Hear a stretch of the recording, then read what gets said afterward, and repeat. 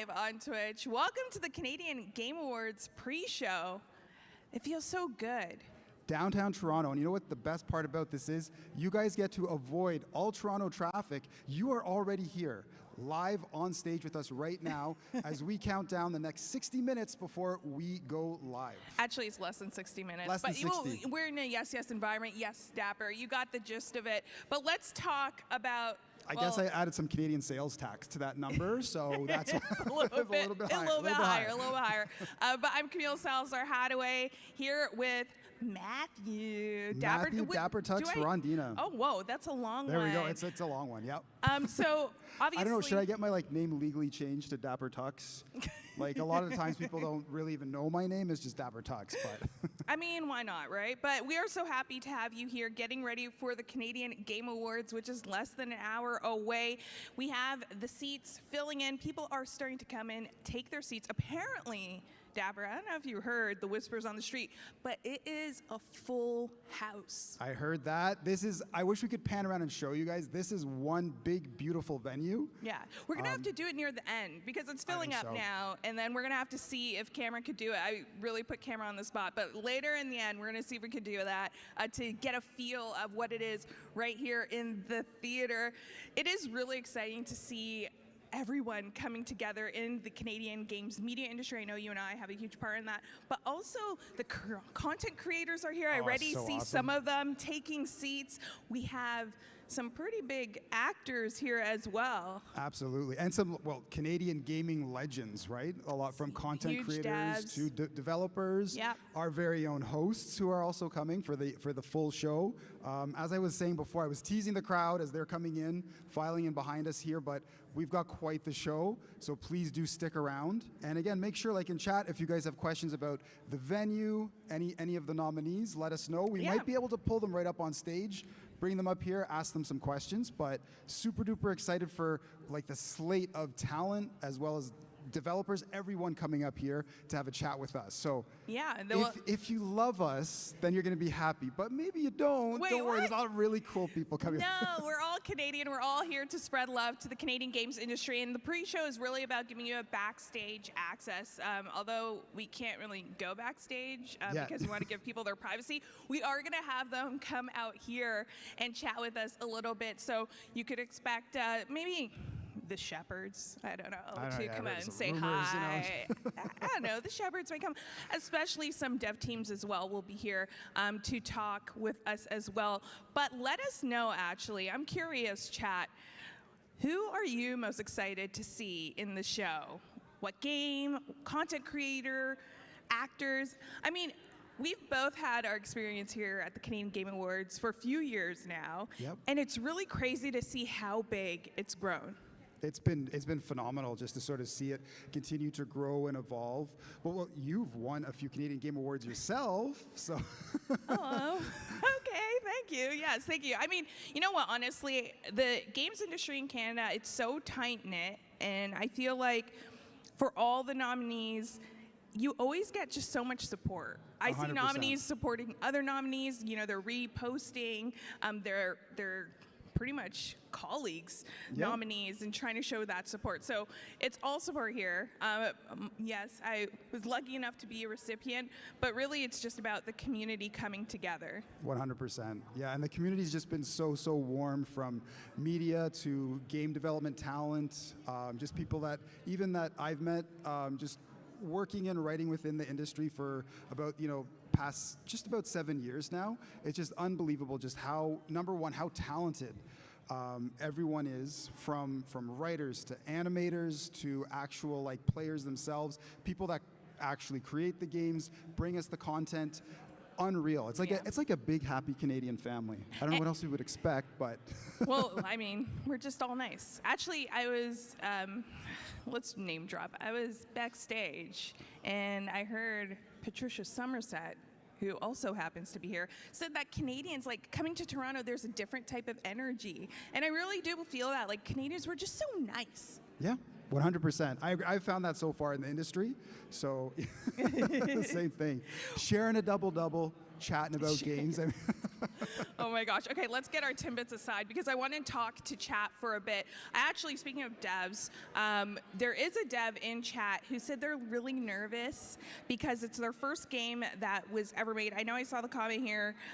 So we have them, like some of the devs are actually watching the pre-show. That's fantastic. Because they couldn't make it in person, but we know that you're here. We wish you were here. And honestly, it's really exciting to have you. We also have other people here saying that last year they were gonna come here, but a snowstorm stopped them. You know what they say about Canadian weather, right? If you're not liking it, wait about 5 minutes. But yeah, I remember that last year. So we had the Four Nations going on. So you had Team Canada jerseys like littered throughout the city. Yeah. And then of course, the most Canadian thing ever that almost canceled the Canadian Game Awards last year, massive snowstorm. Snowstorm. But, hey, we put on our snowshoes and we got there. The good thing is we moved a little bit. The Canadian Game Awards shifted for the sunny weather. It's been very hot here in Toronto, but you never know.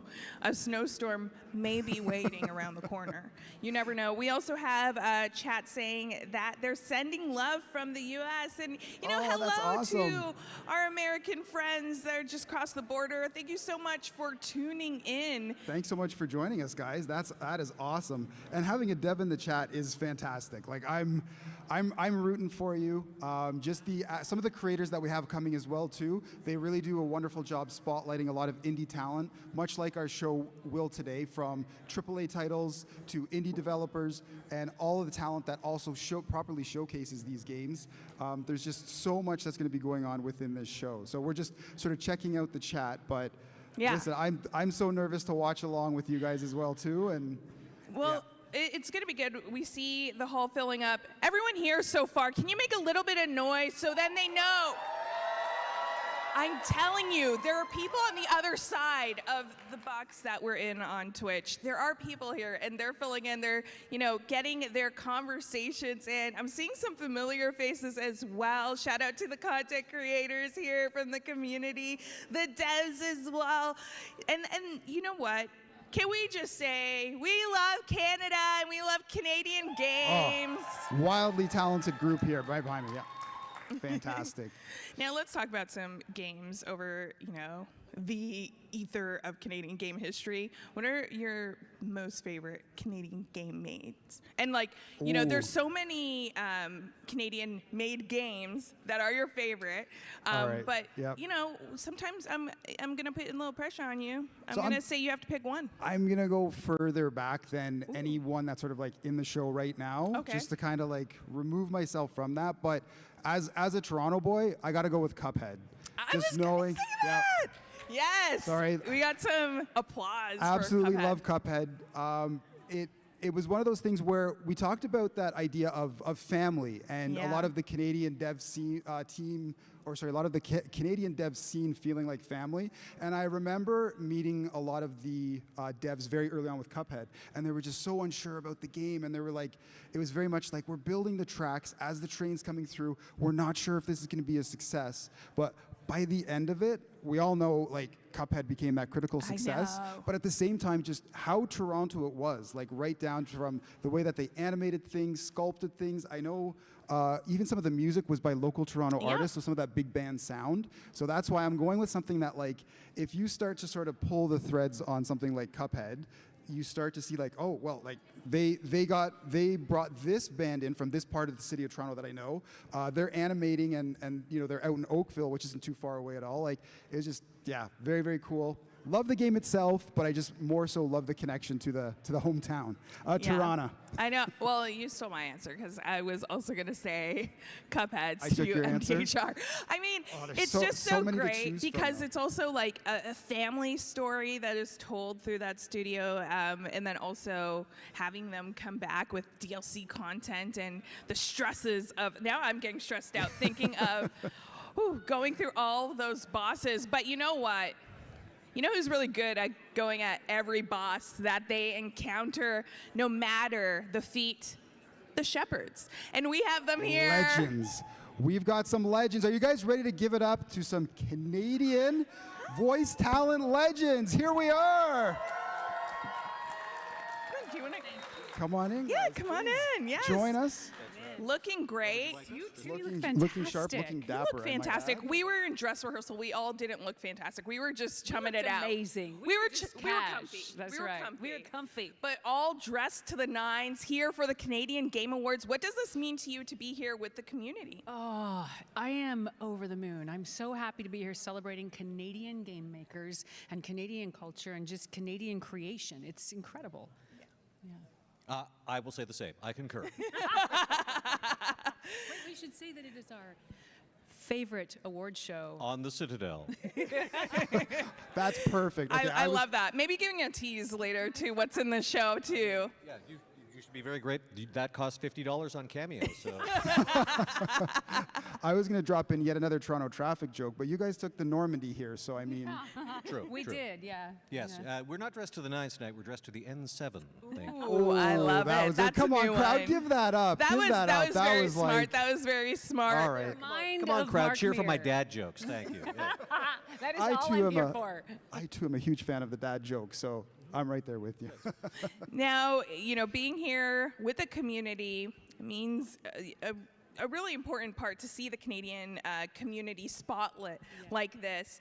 How is it representing that community when you're outside of the country? What makes you proud to be a Canadian? Everything, so much. I mean, especially nowadays, there's a lot to be proud of. I mean, Canadian culture, Canadian values, Canadian creativity, like I said earlier, I love it. I love who we're being in the world and kind of that we're finally standing up and going, you know what? We're not waiting for permission. We're going to get out there and do our thing, and you're welcome to come with us. I'll give the same answer I always do. Mr. Dress Up. Yeah, Oh, that's Mr. fantastic. Dress Up. Yes, you Another gotta Canadian, love it. absolute. And of course, the Friendly Giant as well. Yes, I love that you brought that Mr. Dress Up reference. Keeping it Canadian, I gotta ask, what is your most Canadian take? Whether it's pineapple on pizza or ketchup chips for life, what is your most Canadian take? I support Hawaiian pizza, of course, yes, which is actually Canadian. It pineapple was on made, pizza, yeah, yes. invented here. And We're going to get along just fine. well, here we are celebrating video games, and actually a project that Jennifer and I were both involved in has concluded after a number of years. That is The Long Dark by Hinterland Studio. Quintessentially Canadian game. In fact, I sometimes jokingly refer to it as Player versus Canada.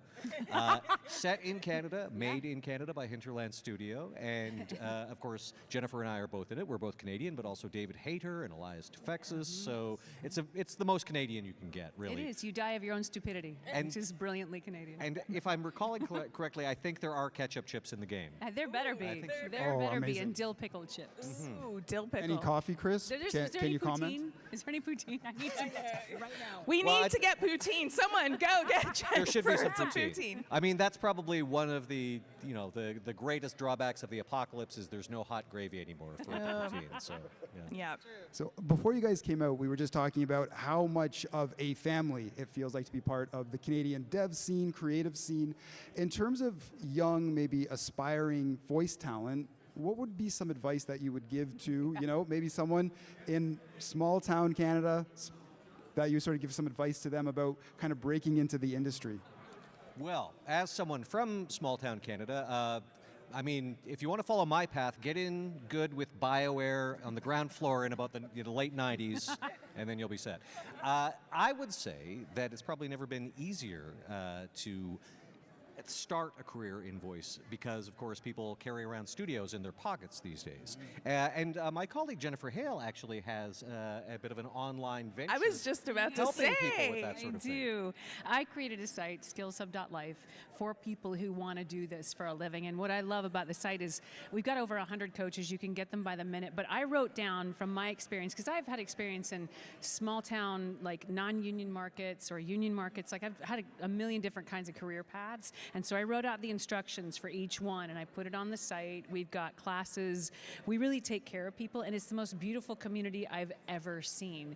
And you don't want to do it alone. It can be a really harrowing process to go through that and feel like you're being rejected, which is not what's happening, but it can feel like it. And to go through it with a great community at your back and information you can trust is really the way. But however you do it, whether it's through, skillshub.life or somewhere else, here's the order of things. Build your skills first. Have a good time doing it. Find your people. create your marketing stuff like your demo and all that later. Take your time. Take the time it takes and have a good time doing it. And always go to people you can trust. I love that. Okay, before you go, because I know we're out of time, I do want to ask you both one more question. Canadian games. What does the future of Canadian games, from your perspectives and your line of works, look like to you? What is your hope? What do you say? The future of Canadian, well, with any luck, someone's going to eventually make a Mr. Dress-Up game that will feature ketchup chips. And dill. And dill. I mean, as I say, we're going to see the cream of the crop of Canadian talent here tonight, and I think if you want to look to the future, just look out into that audience. Yeah, I think there's so much to be excited about, especially if you look at, again, back to the Canadian culture. Like, people don't gatekeep, they mentor.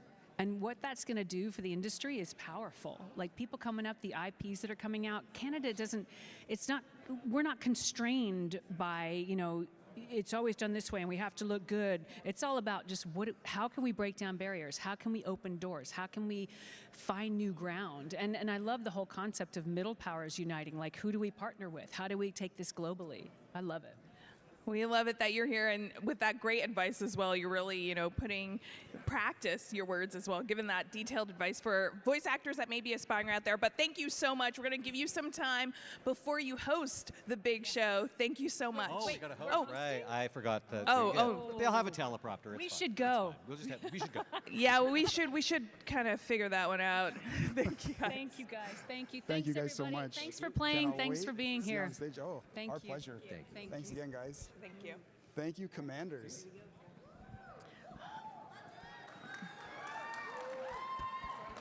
That was the Shepherds. I know, that was absolutely insane. Oh, we're apparently not on. Oh, All right. oh. Gaming technology is evolving rapidly. Breathtaking visuals, intense competition, and split-second decisions demand cutting-edge performance. Are you ready to enter the next era of gaming? Introducing the Intel Core Ultra desktop processors, designed for legendary gaming, content creation, and AI.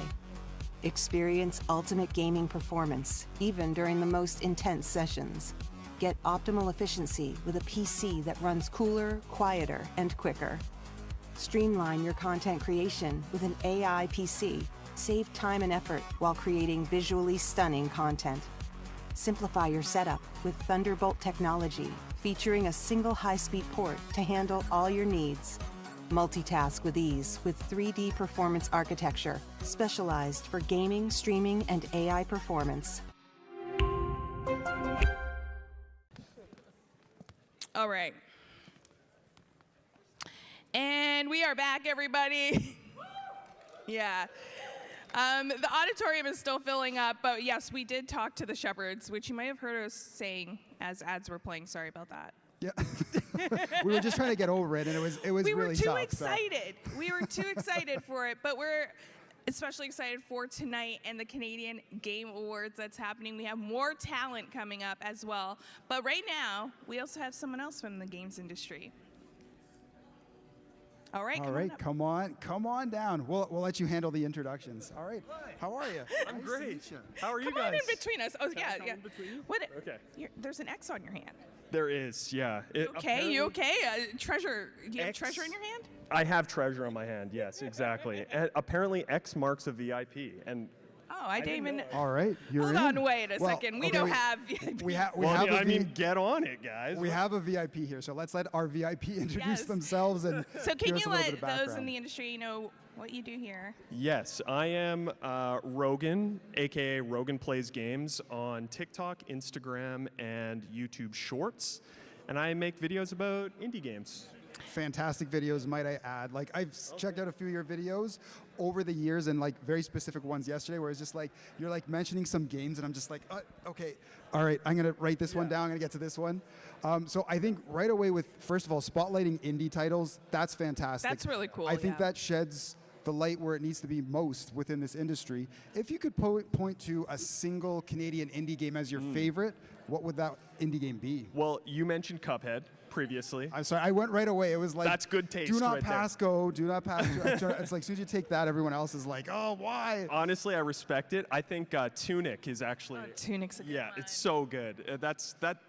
think that would be my favorite, Tunic. It's just, I really like puzzle games, and they perfectly blend sort of like action and puzzle solving, and it's perfect for me.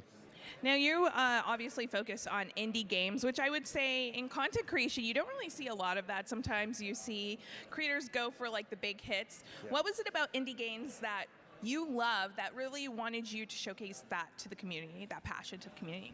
Well, I think first of all, it's what I play, so I just really wanted to lean into the things that I knew the most about and I can be the most articulate about. Not that I don't play the big games, I definitely do, but it's just, I also see that there is this artistic potential in this side of the games industry that I don't know, I need more people to be talking about, so I'm just gonna do it, you know? Oh, that's absolutely fantastic. So again, with a lot of indie titles, like it can be really hard to kind of, figure out of those indies, like what's something, because there's so many. I just wish I could give more of my time to checking out every single indie title. Where do you kind of go to source your information for, well, what I feel is next? Do you just kind of play things like a smorgasbord? How do you sort of establish, well, I want to feature this or I want to play this? What are some look-fors in great indies? I think there are a lot of different places that you can go to, and I think that's part of what's like really overwhelming about it. It's just there's like so much information coming at you that it all just kind of like blends together sometimes. But I think there are a lot of like really great showcases out there that showcase indie games. Today specifically, there was one called the 6-1 Indie Showcase that was just like an hour and a half of just new indie games coming out pretty soon, so everybody should go check that out. But I try and keep on track with that sort of stuff, but that's kind of what I'm trying to be. I'm trying to be that sort of like person that can sift through this stuff and sort of give my personal take on it, so that's, yeah. So for maybe some of our viewers that haven't dabbled too much into indie games, what would be one indie game that they should keep an eye out for? Honestly, a new one coming up. There's one called At Fate's End coming out. It's by the creators of a game called Spiritfarer. Yeah, like a great cozy game will make you absolutely weep. So just emotional. On your Get a box of tissues. Disclaimer. Get some snacks. This Get is cozy it where up. our Snacks. Kleenex advertisement comes up, where Exactly, it's like that. exactly, 100%. And so that's coming out, I believe, at some point this year, and it's one that I've just been hearing nothing but great things about. So yeah, I'm really dialed into that. Oh, thank you so much Fantastic. for that. Okay, we've been also asking the even harder hitting questions. Obviously. So, do you feel that pineapple belongs on pizza? To Oh, me? no, whoa, whoa, whoa, whoa, whoa, I whoa, got whoa. There strong was opinions. hesitation. No hesitation. Okay. It must be on pizza. It should be the law, I think. Every single slice of pizza should have at least one piece of pineapple on it, and that's final. That's the new way of doing things. We're 2 for 2, folks, 100% so far. So this is the best pre-show ever for pineapple on pizza. And no, we're seeing our cameraman here shaking their head. No. It belongs. It belongs. That's but crazy. you know what? We like all takes here. But I Okay. gotta get your take on the fellow content creators, Canadian content creators here. What do you have to say about the community here for content creators? Honestly, it's like it's always so great to me to see the Canadian love in the gaming space, because there's so much greatness to come out of it. Like, especially today, it's such a great time to celebrate all of it. So I don't know, I commend every Canadian creator who's coming out and talking about Canadian games, or just even games in general. It's really cool to connect with everybody. So yeah, this is just like a great event for that. And we're so happy to have you here. I'm pretty sure there's going to be some people here that you're going to want to see. Do you have any, people, developers, actors that you think you may forget how to talk when you see? Because I definitely had that moment with Patricia Somerset. I cried. Honestly, Mass Effect 2 is my favorite game of all time. And that's all I have to say about that. Awesome. That's just like generally, that I'm just like going to be starstruck all night. So you're going to have your eyes on the Shepherds. 100%. Well, we're going to have our eyes on you and how you're enjoying tonight. So thank you so much for joining us. Enjoy the show. Yeah, Thanks great again. to meet you guys. Thank you so much. Keep up the awesome videos. Thank you. Let's Great give yourself one last shout out. Rogan Plays Games on Instagram, TikTok, and YouTube.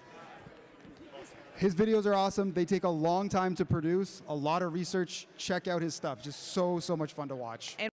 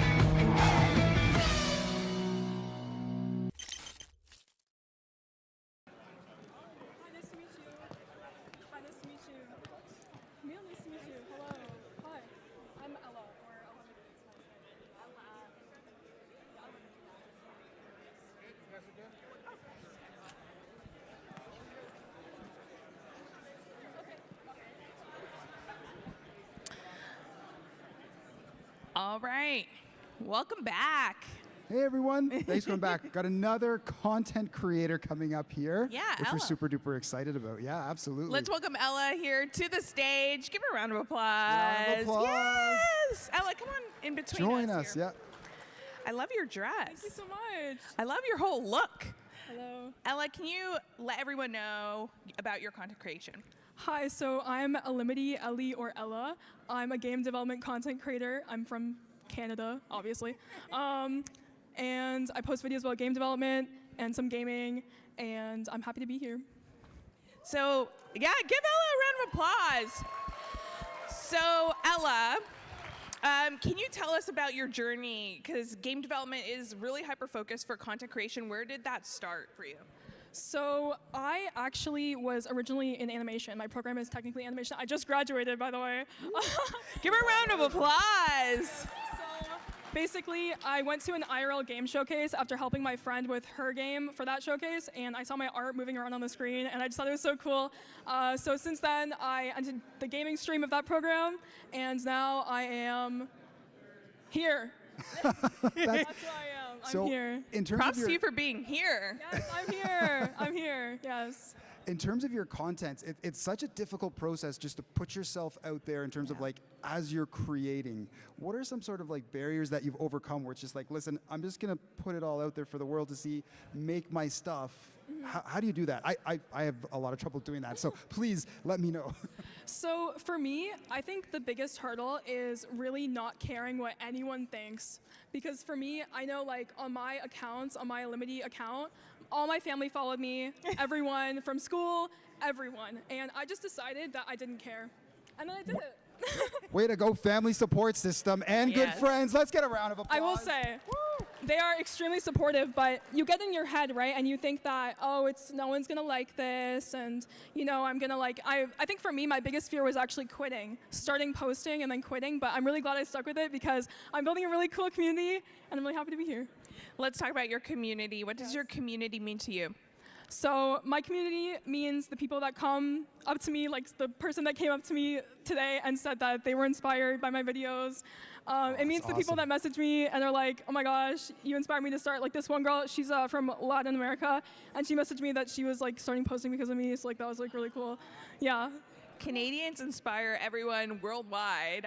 That's really cool that you're able to do that. Now, are you local to the area or? I live like down the street. Okay. You know, down the pond, down the pond. Down the pond, down the pond. What is your most Canadian take? That's a hard one. That's a hard one. It's a Timbit, not a donut hole. Okay. That's another one. Okay, I will say, Tim's is not that bad. It's good, and it's accessible. And I love my daily Timbs. All right, okay. So I'm you may laughing want to 'cause keep your box of Timbits away I from am her. laughing because I'm hearing some takes from our very active audience. Let us know in the chat as well, too, your thoughts. Now for you, and yes, we talked about your community, but how is your interactions with fellow Canadian content creators? Have they helped inspire you as you inspired other creators? Yes. Oh my gosh, let me think. Well, this is like a kind of a personal one, but my mom is actually a creator, so not in like the game dev, but seeing her do it is like really cool, I guess. Yeah. It's like having someone so close to you that has like really been consistent with it is really inspiring to me. So yeah. Oh, that is fantastic. I know that's like a corny one. That's a corny one. No, it's a good one. Honestly, No. we love when you can shout out the family and Yeah, shout out your 100%. mom. So speaking of shutouts, hey, I've got Canadian hockey on the mind. He has Speaking hockey on his mind. of shoutouts, in terms of just like favorite Canadian games, indie games, we've been asking that question a lot on the stage. It doesn't have to be anyone that's within our showcase today. It can be, but what are some of your favorite Canadian indie experiences or games, period? So I got to play the demo for this game called Easy Delivery Co. It's like a kind of like, I guess, PS2 inspired graphics where you just drive a truck and you deliver things.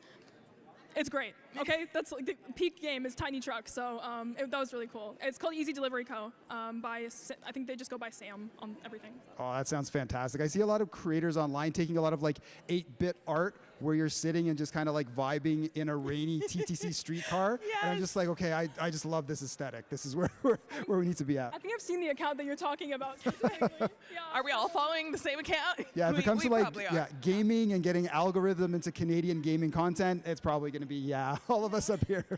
Now you got through your education, got that sneak peek into game development. What is your hopes for, furthering your journey?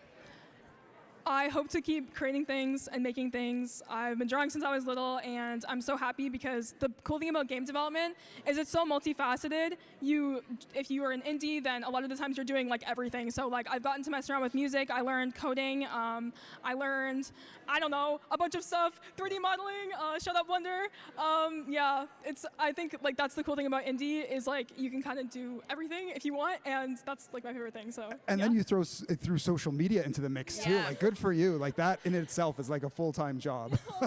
So for aspiring content creators, I know you said to keep going, just post, but what other advice would you give them? I would say have an overarching goal for yourself. It may seem like kind of discouraging, maybe you post stuff, maybe it doesn't really hit, but just know that if you have a greater vision for yourself, okay, this sounds so corny, guys. No, it's not corny. No, it's great. Inspiring. 100%. Keep going. So I will say, you should just keep going if it's really what you want, because you owe it to yourself to try, because I believe in you and you should believe in yourself as well. I love that. Thank you so much. Give her a round of applause. That was really great. Thank you so much. We'll be right back. Thank you so much. Thank you. For more than 2 decades, Canada has helped shape the future of video games. Today, more than 821 studios employ over 34,000 people and contribute $5.1 billion to Canada's economy. And across the country, millions of Canadians play, connect, and create through interactive entertainment. Behind the scenes, the ESAC works with governments and industry leaders to ensure Canada remains one of the best places in the world to make games.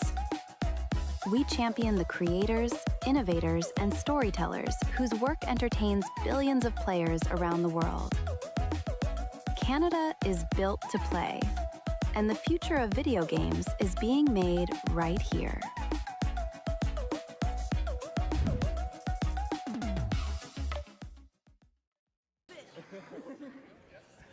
All right, welcome back to the Canadian Game Awards pre-show. We're excited. The show is going to start in under, 30 minutes? Under 30 minutes? Under 20 minutes? You're adding that Canadian tax again on top of the time, so we're like... But we're here with the one and only Victor Lucas, who's going to be accepting a really big award tonight. Give it a round of applause for Victor. It's so good to have you here. How does it feel to see the community coming together for tonight?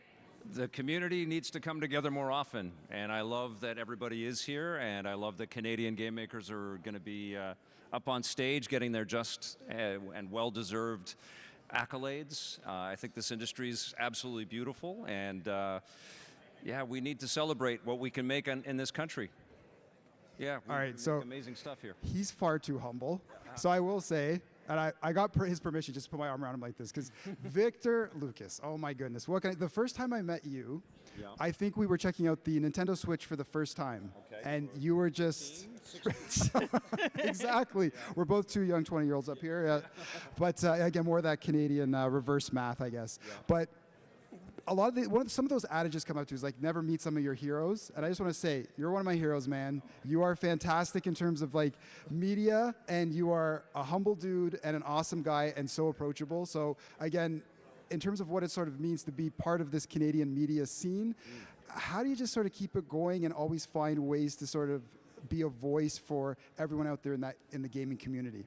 Well, I do what I love. I started that, you know, when I was able to put the plan together for EP, and I've never forgotten how lucky I am to be able to provide any kind of voice or any kind of service back to games. It's an incredible industry that was a fuel for the fire that I have, and I've been grateful to be given this opportunity to keep going, and people watch, and I hear kind things like that every once in a while, and I wanted to meet the people that made these things, and they graciously let me in, and people were interested. I had a feeling people would be. I definitely felt like the business was huge and that people wanted to know more, and it turns out that they did, and they do, and they will continue to.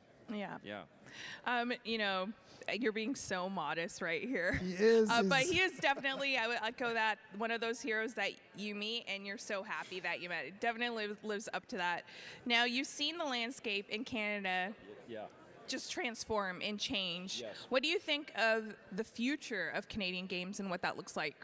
Well, you know, I've been associated with the awards for a long time in different capacities, and what I was telling people right from the beginning around recognition here with the awards is that this is Canada's greatest cultural export. What we make in video games reaches more people around the world than any other art form that comes out of our country. And Canadians don't know that. They don't know where games get made. They don't know how important video games are to the economy and to the culture of our country and what we can put out into the world. And I think events like this and regular reporting around this space shines a spotlight that's incredibly necessary. We should be inspiring people in our country to think about careers in video games. And we should be celebrating the people that make this incredible work, and knowing the company names and knowing the creator names and the studio names and the game, you know, being able to place where this work gets made. So it's incredibly important, and I've always felt that way. And so it's an honor multiple times over to be here tonight. Oh, absolutely fantastic. Yeah. And just in terms of that, carrying that thought, that idea that we want to keep shedding and putting the spotlight on particular games. For you, who's covered, a veteran, covered so many games at the ripe age of 25, what would you perpetually, what would you say is your favorite Canadian game or indie game? It's a hard one, kind of putting you on the spot. I think, honestly, Prince of Persia, The Sands of Time. Yes. I think when we were visiting Ubisoft around that time, Splinter Cell was coming out too. There was a magic in the invention that was happening, and Prince of Persia was just so profoundly artistic and ambitious and creative, honoring the past of games. And I remember talking to Raphael Lacoste, who was the art director on the game, and he's had a great career in games. And he told me that the art in the game was not based on research just on visiting, you know, ancient Persian studies and things. It was based on impressionistic paintings about. So it was based on the interpretation, a Western interpretation of this. Persia. Yeah, of Persia. And I just was like, oh my God, this is so brilliant in the way that you are perceiving this. And you're representing, you know, this millennia of art back to us as players. And a lot of that stuff just flies over our head, but It's such profound ambition, and man, we need to celebrate it. Now, you celebrate because you have so much history with just visiting these different studios, talking about games. I remember when I was younger watching G4 and seeing you just talk so much about the games that I love. What are you doing with that catalog of content that you have, Vic? I'm glad you asked. Yeah, no, we are actually sharing our whole catalog. Every Saturday, we premiere classic episodes of our shows on our YouTube channel, youtube.com/EPNTV. And we started chronologically right from our first season in 1997. And I'm in the chat, and every once in a while we have different guests from across the industry. They pop in and they talk a little bit of their anecdotes. It's all textual, but we watch the classic shows and we kind of celebrate them from week to week. And it's a surreal thing.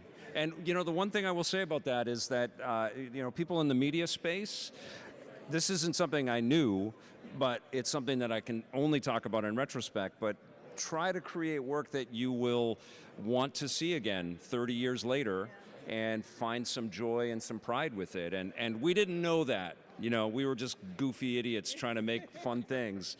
But yeah, I'm proud of it, and I'm proud of the people I see in it, and knowing all the people that are behind it. But also, I'm proud of the games industry just saying, "Yeah, you wackos from Canada, come on in, and we'll talk to you, and we'll tell you all our secrets. And you can shoot anything, go for it." And Well, it's so clenched now; nobody does anything like that. Yeah. No one wants to share their secrets, but Yes. somehow I know, Vic, you're still going to get secrets out because you're still going strong. Still So doing it. where can we catch EP?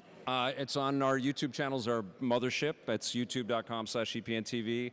But we post clips on everything, TikTok and Instagram and Twitch. We're streaming all the time. I've been streaming a lot, and I've really, you know, it was a weird thing to, because I was always squired away, you know, playing my games, and then I'd come out and talk about them, and then we didn't know where they were, where the shows were being seen. But now on Twitch, it's all in real time, and the community is a part of the content, and it's really wonderful. That's really cool.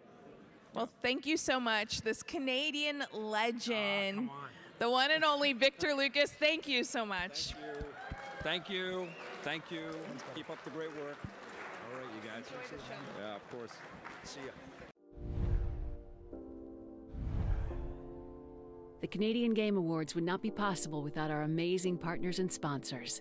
Thank you for your support.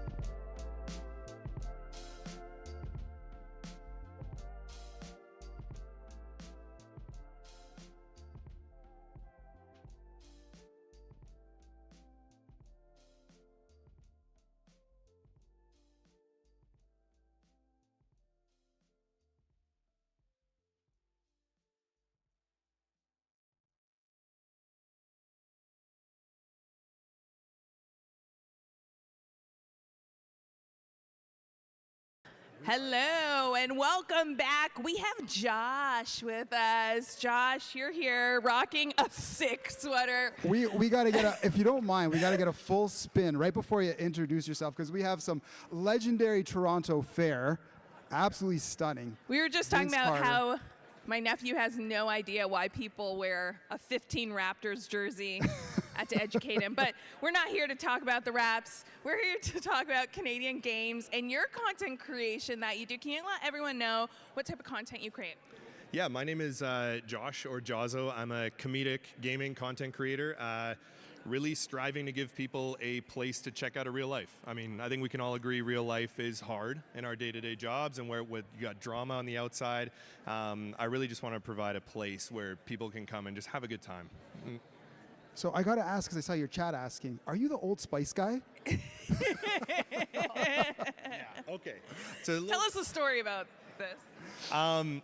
Yeah, so I have just discovered that an Old Spice commercial I shot in the winter break has now been aired, and I have been getting so many DMs about me being the Old Spice guy doing this, and I'm like, I haven't seen it, so I have no idea. But the word is out. The word is out. Fantastic. Oh, that's amazing. I actually got algorithmed into your content before even meeting. I was like dying of laughter. What would you say, like in terms of Canadian games that give you a good laugh? Is there anything in particular that comes to mind? Certain games or reactions Or to give you a them? good cry, maybe. You know. Good cry. So when it comes to Canadian games, the one that I'm really after right now is somebody is going to get really mad that I haven't played it yet. The Long Dark is on my hit list. Oh. It's the next to play, so that is going to be the Canadian game that I'm after for a new series. But in terms of what's kind of chaotic or gives laughs and things like that, indie games are the backbone of the gaming community. I swear by it. They provide so much detail and love in every game, and it's just, that's what I'm after. So.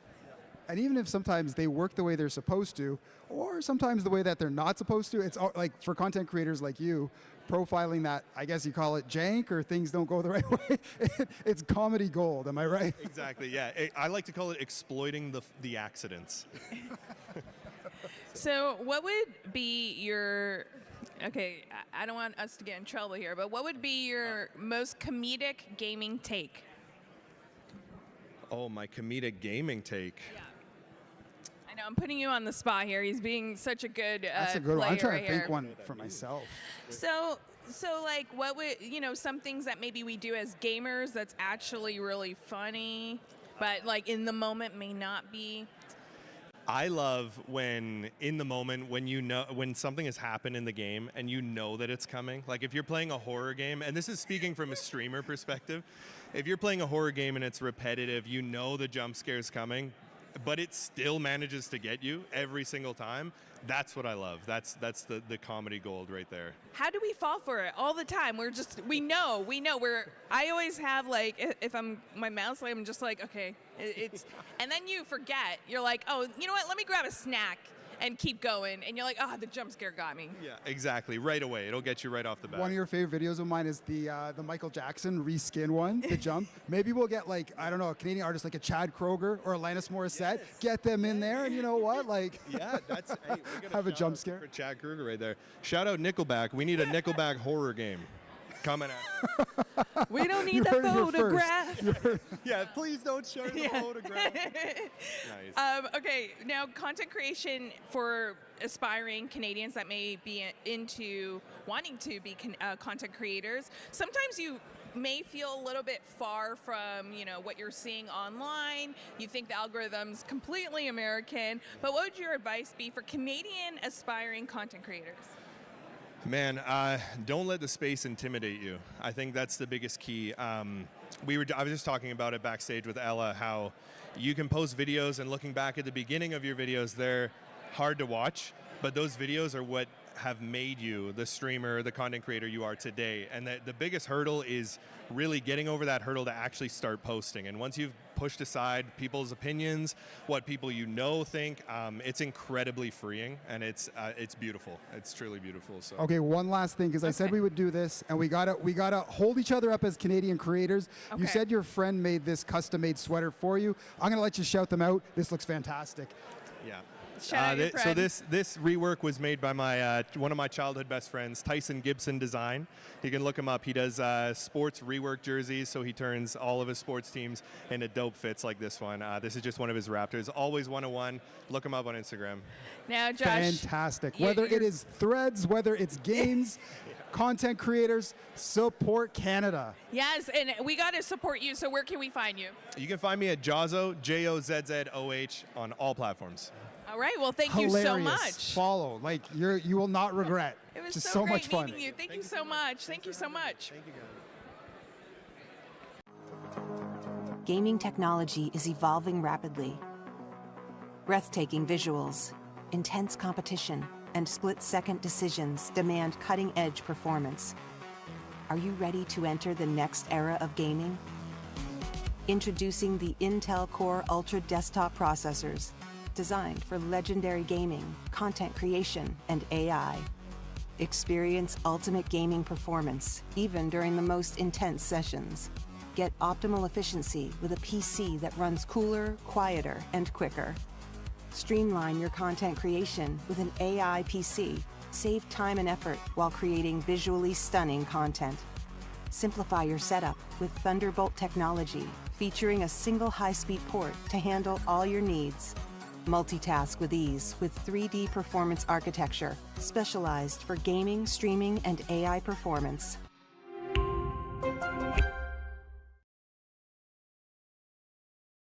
What a diverse group of fantastic creators. Yes. I love it. From comedy to just raw talent to blasts from the past from people that you know, super 20-year-old Victor Lucas, they all were here. They all were here. But it's also, not the creators or devs or actors that we saw here, but there are also more of them in the auditorium because the show is about to start. We are just a few minutes away.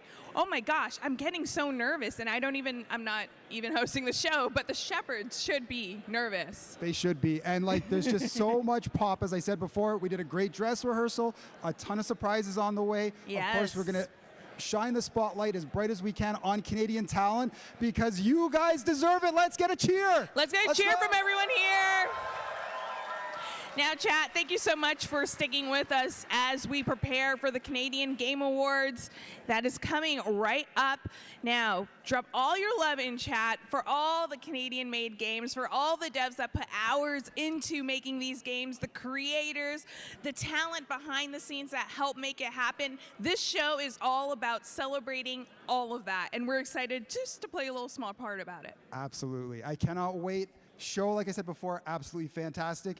Do not leave your seat. You don't want to miss what's coming up next. And, oh, Canada, here we go. Yeah.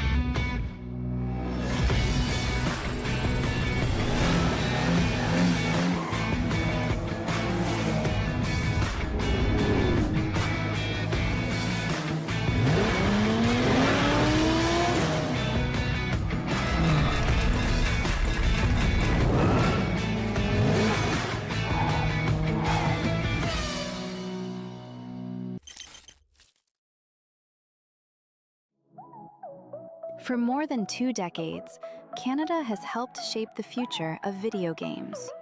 Today, more than 821 studios employ over 34,000 people and contribute $5.1 billion to Canada's economy. And across the country, millions of Canadians play, connect, and create through interactive entertainment. Behind the scenes, the ESAC works with governments and industry leaders to ensure Canada remains one of the best places in the world to make games. We champion the creators, innovators, and storytellers whose work entertains billions of players around the world. Canada is built to play, and the future of video games is being made right here.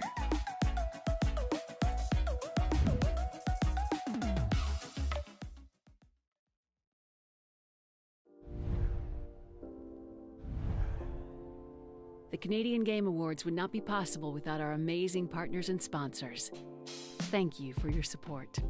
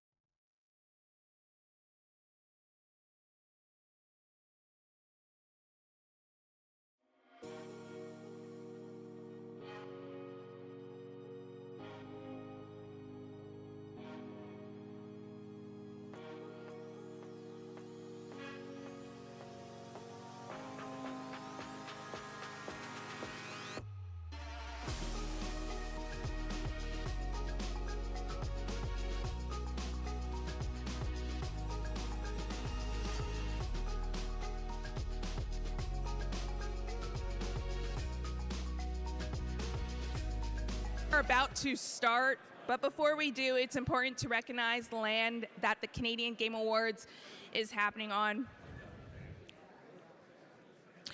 Toronto is in the Dish with One Spoon territory. The Dish with One Spoon is a treaty between the Anishinaabe, Mississaugas, and Haudenosaunee that bound them to share the territory and protect the land. Subsequent Indigenous nations and peoples, Europeans, and all newcomers have been invited into this treaty in the spirit of peace, friendship, and respect.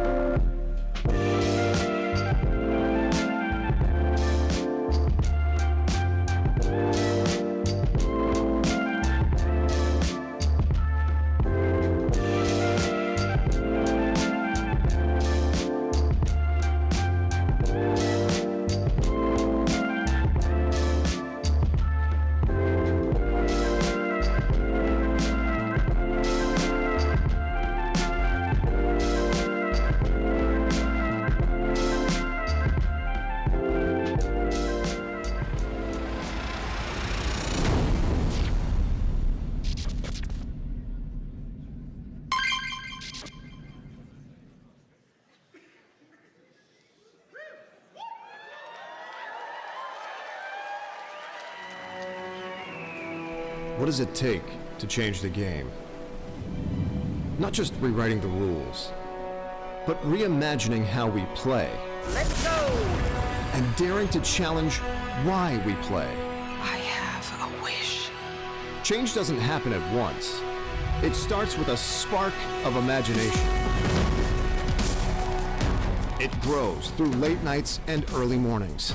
A long road where inspiration leads to action. We will do whatever it takes! We will be unstoppable. From coast to coast, Canada's been doing something special. In spaces where ideas take shape, our creators kept building and building and building. In that moment, I felt the connection. I'm looking for a creature. Teeth like knives. Change never asks permission. It shows up where certainty ends and belief begins. From indie teams taking big swings, or AAA studios with local heart, these are stories shaped by a relentless faith in what's possible. Suit up, dive in, and good luck. Stand united and claim victory. Watch this. I'm watching. These are not just games, they're meeting places, mirrors, experiences that challenge us and reshape what comes next. Tonight, we celebrate the risk takers, the rule breakers, the ones who refuse to play it safe. Those who don't just play along, 3, but those 2, who changed the game. 1. Execute. Welcome to the Canadian Game Awards. Bienvenue au Prix du Jeu Canadien.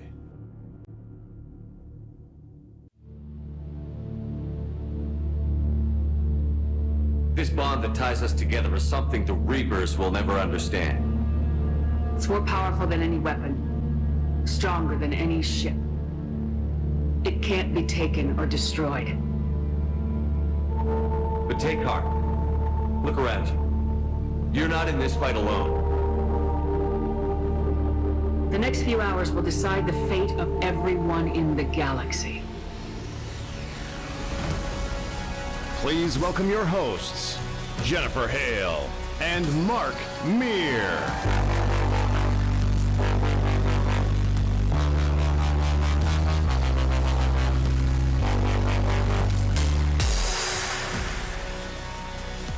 Good evening. Good evening, Commander. Good evening, Commander. And good evening to all of you, and welcome to the 2026 Canadian Game Awards. I'm Jennifer Hale, and you may know me as Commander Shepard, the polished, diplomatic paragon of virtue in the hit video game trilogy Mass Effect.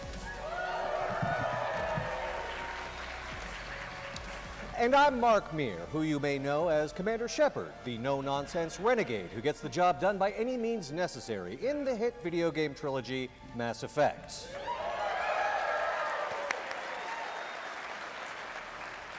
Same uniform, same Normandy, same commander? Ooh, not even close. Every time you start a new playthrough, you're taking the first steps down an uncharted path. But the second the game begins, the road splits. Maybe you save Ashley. Maybe Caden makes it out instead. Maybe the Rachni Queen gets a second chance, or maybe in that moment, extinction feels safer. Every choice nudges the universe sideways. Tiny decisions snowball into completely different futures, forming a new timeline stitched together from instinct, impulse, curiosity, desperation, whatever feeling happened to hit you in the moment. One little choice. That's all it takes. And then, everything changes. You saw it in that opening video moments ago. Tonight is all about the game changers. It's a big phrase, but here's the thing.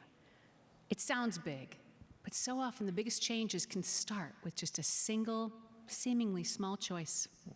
In Mass Effect, the story shifts based on what you decide. Who you trust, who you save, who you can't. Those choices, they don't just stay in one game. They follow you.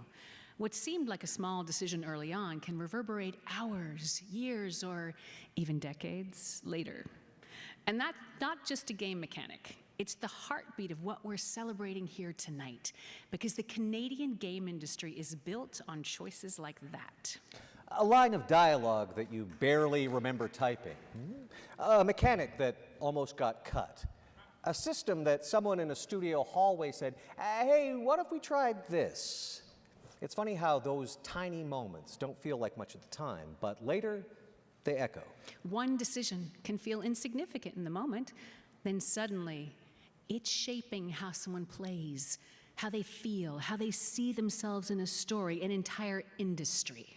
We have both experienced that ripple effect up close. We've had the privilege of standing in a booth, headphones on, delivering alternate versions of the same moment. Different choices, different paths, different endings. We know the power of choice. So tonight, when we say game changers, we're not just talking about the big headlines. We're talking about the people who push the medium forward. We are talking about the quiet decisions, the late night fixes, the bold risks, the ideas that almost didn't make it, but did. It's not just engines or systems, it's people who mentor instead of gatekeep. Studios that take risks on new voices, teams striving for long-term impact over short-term buzz. It's taking the big swings, even if you're not sure they're going to land. Because the courage to try, that's where change starts. Tonight, we celebrate those moments, the risks, the pivots, the unexpected hits, the choices that changed everything, even if no one saw it coming at the time. Because just like in a certain sci-fi epic we know well, every choice matters. And every voice matters. If you are new to this room, welcome. If you've been, yes, welcome. Right?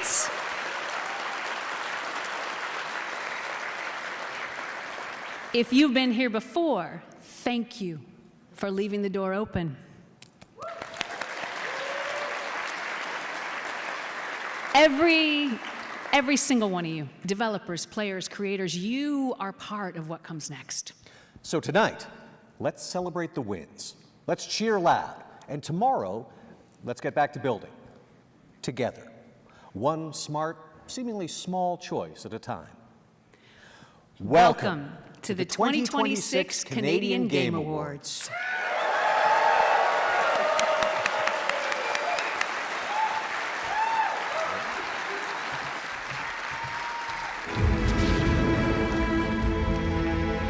Designing a video game is the art of building a conversation between intention and curiosity. Rules become brushstrokes, systems become metaphors, and play becomes a way of thinking aloud. To design is to ask, what does this world believe about the player? Game changers are those who revise the question itself. They do not merely polish the familiar. They reframe possibility. And in doing so, remind us that progress in art often begins with the courage to redesign the rules. So now, we honor the games that blur the line between screen and canvas. It begins with the nominees for Best Art Direction. 33 Immortals. Lost Records, Bloom and Rage. South of Midnight. Eternal Strands.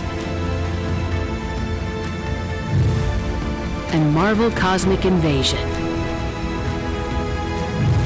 And the Canadian Game Award goes to South of Midnight.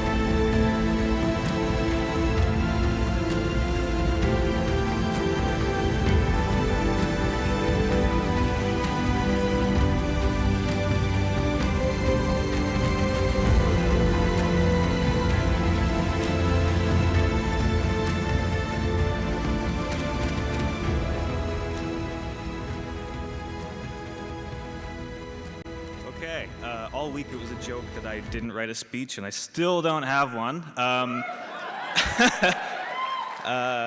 Thank you to the team, every artist on the team, UI, character art, environment art, 2D, VFX, everybody who did such an amazing job, all of our partners. I also want to thank every other team in the discipline. When the audio is nice, the game looks better. When the QA catches all the bugs, the game looks better. Thank you, everybody. Thank you, the jury. Thank everybody in this room.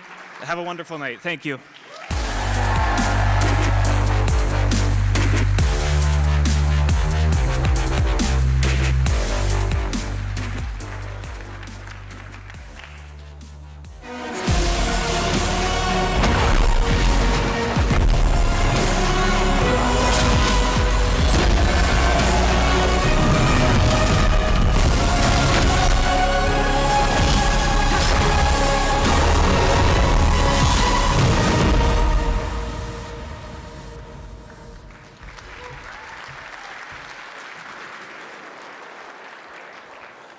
What actually makes a game feel great to play? It's more than just graphics. It's the way everything comes together. The controls, the pacing, the little decisions that guide you without you even noticing. That's what makes it all click. So, how do you judge something as nuanced as game design? It's about intention. Did the game know what it wanted to be? Did it pull you in and keep you there? The nominees in this category didn't just build worlds, they shaped experiences.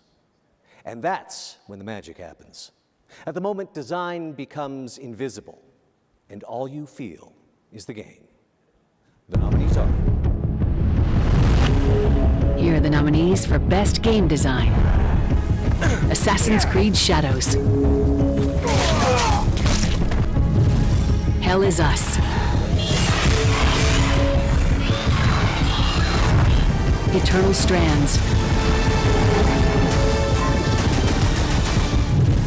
Battlefield 6. And South of Midnight. Handled them just fine.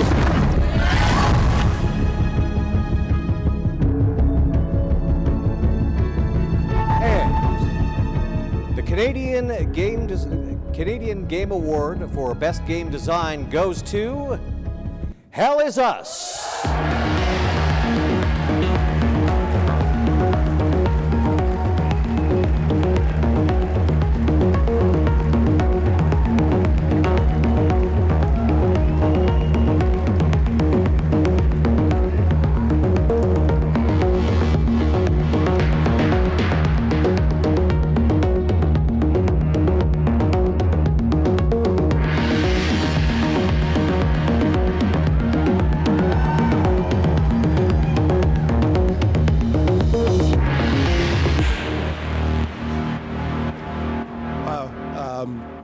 Just makes it worth missing the game tonight. Yeah. Same thing. I'm very sorry. I don't have. No. Do you have a speech? No. This is. Thank you so much. This is amazing. Obviously, everybody here deserves this. But I mean, when you decide one day you'll make a game about exploration and discovery, and to take pretty much everything that has kind of been supporting this in games for the past 10, 15 years and say, we'll figure out how to make it work without it. And then we get this award. It means an insane amount of meaning to me. And John, as he used to say, design distinction, create desire. That's our motto. It is our motto. We did it, man. Thanks, buddy. Merci. Thank you.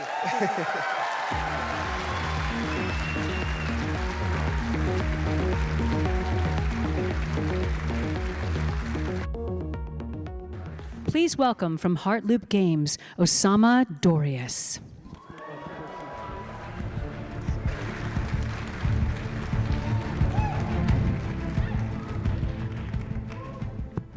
Hello, my name is Osama Dorius. I'm the creative director at Heartloop Games, a studio that we started last year with some of my friends. Shout out to my co-founder, Elaine, who's somewhere in the audience, and she told me not to do this. Hi, Elaine. And a big hello to our team back home in Montreal. They're watching live. As some of you might have experienced, Montreal can be a pretty cold place, but we're really warm people. So today we're here to show you Polyfighter. It's our debut title. Some of you might have played our demo on Steam, and others might have tried it outside upstairs in the showcase.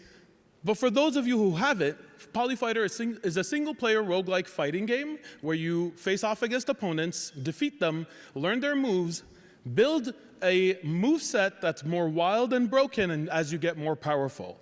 That's the fantasy of it. We are here today to show you something that we've never revealed before. I'm not going to spoil it because we do have a video. So, roll the clip. Canadian Game Awards. First look.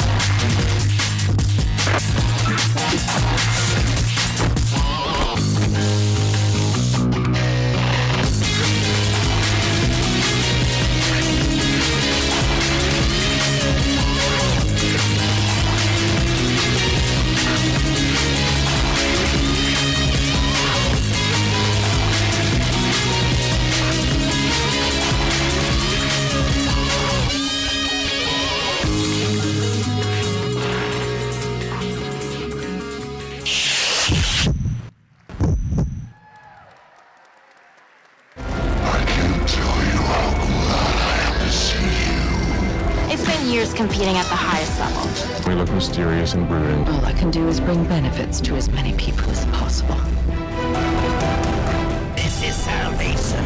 She is the genius kissed by the god of truth. Since when are you exercising independent thought?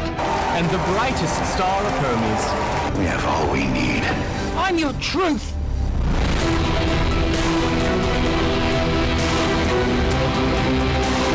Wait, hold on a sec. Why?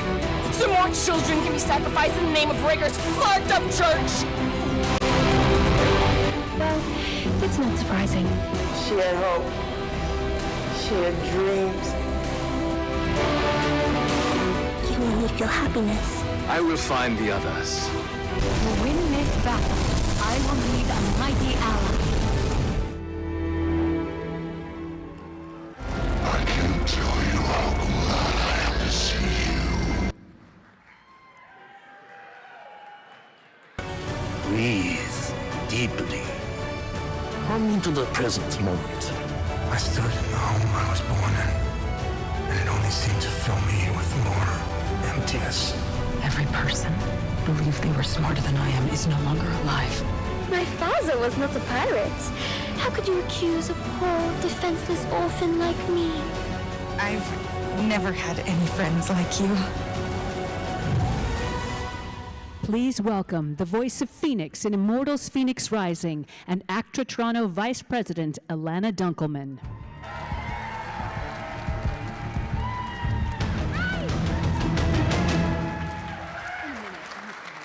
Performance in games is a craft with its own demands. Actors work across voice, motion, and facial capture, building characters in fragments, out of sequence, and often without the full picture in front of them. These performances typically happen in a booth, sometimes in a closet, sometimes alone, reacting to scenes that don't even exist yet, and somehow they make it feel completely alive. The performers nominated tonight brought depth, nuance, and emotion to their roles. They grounded stories, shaped player choices, and gave emotional weight to every moment on screen. But most importantly, they made us believe. So it is my honor to recognize these unionized nominees for Best Video Game Performance. These are the nominees for Best Performance, brought to you by Actra. Elias Tufexis, Hell Is Us. I stared into my father's eyes and saw a man with something I never had. And what was that? An undying purpose. Momona Tamada, Assassin's Creed Shadows. I am not a strong big sister. I only feel hate. The waves of anger, they do not stop. Olivia Lepore, Lost Records, Bloom and Rage. It's last night. I forgot I filmed this. Peter Shinkota, Assassin's Creed Shadows. The horrors of war come for everyone equally. As your father, I had a secret hope that you would be spared. And Erica Luttrell, Battlefield 6. They're probably in your ear right now telling you to take me in, but I'm telling you, if you take me in, they take me out.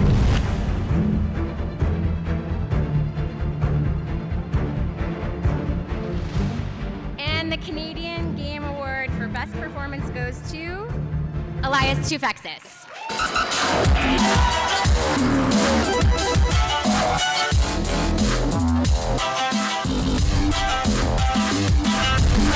Canadian Video Game Awards. Let me apologize first that I'm not there in person. I wanted to be there. We were planning the flight and everything, and work came up, and the actors in the room will tell you that when work comes up in this economy, you don't turn it down. So I'm sorry I couldn't come up there. Have you seen gas prices? It's crazy. But thank you, anyway, thank you. I'm very proud of this because I'm a very proud Canadian, and I think the Canadian gaming industry is one of the best going, and there's so much talent in Canada. It's nuts. This category is just proof of that. I've seen all 4 of your performances and played the games, and it's stellar. It's incredible work, and I put that up against any work of an actor on a TV show or a film. It's just great stuff, and I'm honored to be part of this category with you guys. Let me just say a little bit in French for the people who made Hell Is Us. Rogue Factor, merci à tous. Merci premièrement à Jean-Jacques Berthet, merci à Yves, merci à Antoine, merci à tout le monde pour votre confiance en moi. Montréal, c'est dans mon cœur toujours. Thank you to everyone who voted. One thing I'll say before I go, I was really involved in the SAG video game strike down here, the SAG-AFTRA video game strike. I was at all the meetings, I was at all the little councils, and I'm very happy with what we fought for and what we got.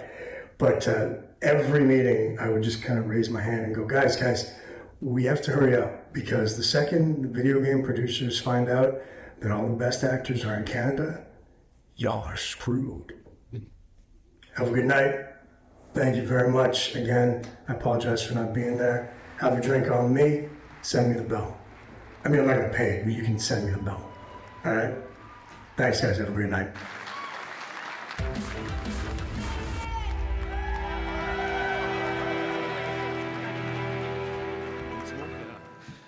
Go Habs go.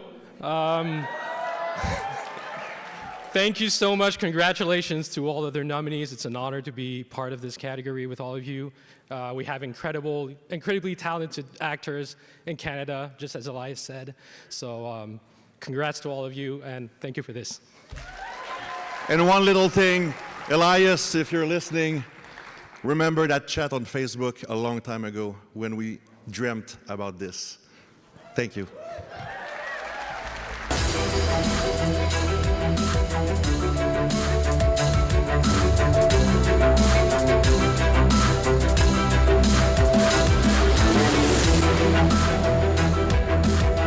Please welcome.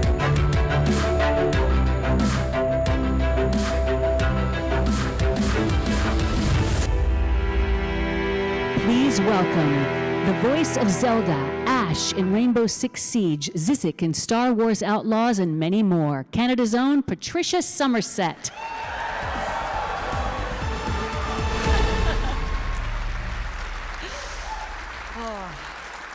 Awesome. Before the performance, before the motion capture, and before any of us ever step into the booth, there is the script. The choices on the page, the rhythm of the line, the subtext that tells you what not to say out loud. For actors, that is everything. It is the map, and sometimes the mystery. Especially where scenes aren't always linear and you are building a character piece by piece, out of order, trusting the writing to just hold it all together.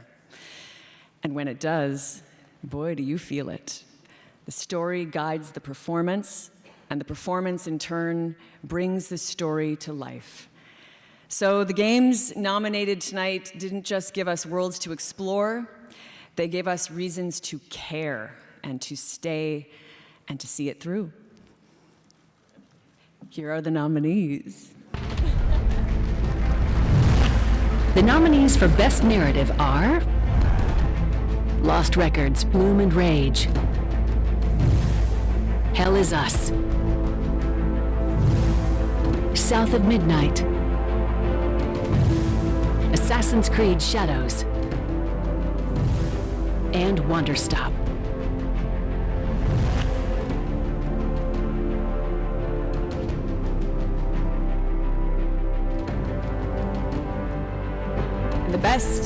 The Canadian Game Award for Best Narrative goes to South of Midnight.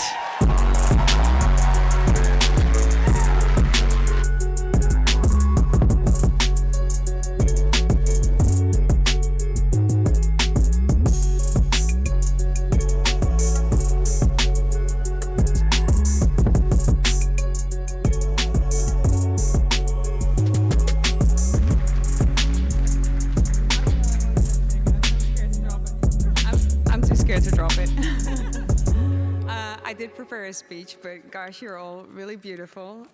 Merci au Canada, merci au Quebec. All the stories are real, Hazel, and being here is really a fairy tale come true, or maybe a tale told by a catfish.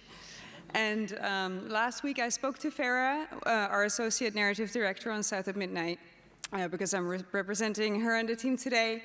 And I asked her, Farah, if I do get to go on stage, what am I going to do? Because, yeah, we don't do this every day. It's pretty scary.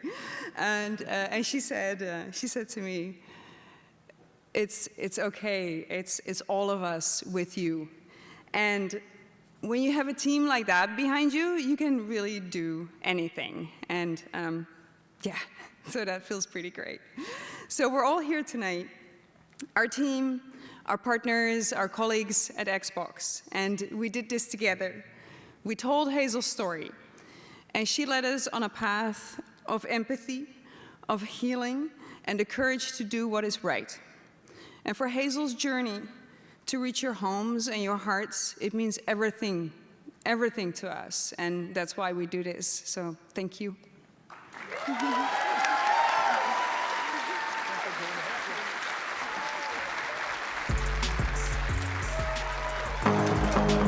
Gaming technology is evolving rapidly. Breathtaking visuals, intense competition, and split-second decisions demand cutting-edge performance. Are you ready to enter the next era of gaming? Introducing the Intel Core Ultra desktop processors, designed for legendary gaming, content creation, and AI. Experience ultimate gaming performance, even during the most intense sessions. Get optimal efficiency with a PC that runs cooler, quieter, and quicker. Streamline your content creation with an AI PC. Save time and effort while creating visually stunning content. Simplify your setup with Thunderbolt technology, featuring a single high-speed port to handle all your needs. Multitask with ease with 3D performance architecture, specialized for gaming, streaming, and AI performance.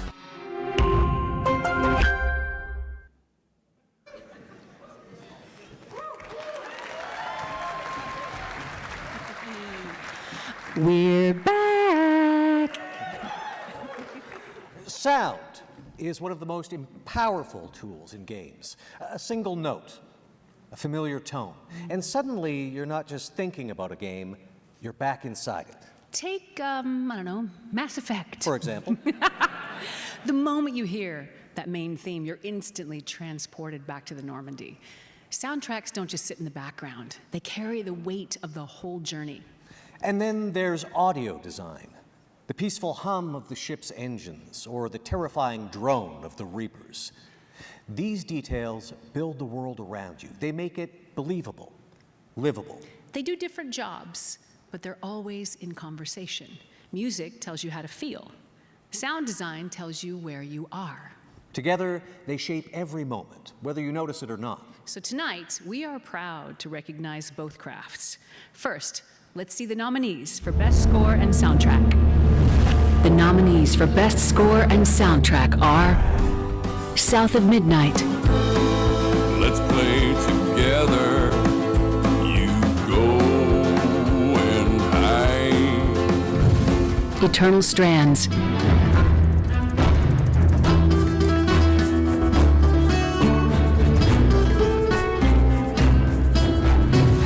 Assassin's Creed Shadows,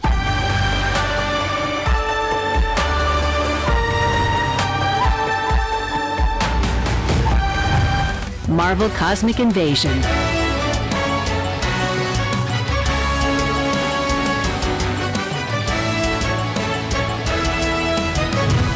and Lost Records Bloom and Rage.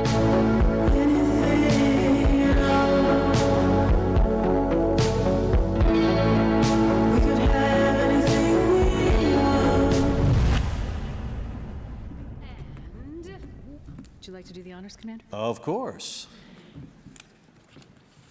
And the Canadian Game Award for Best Score and Soundtrack goes to South of Midnight.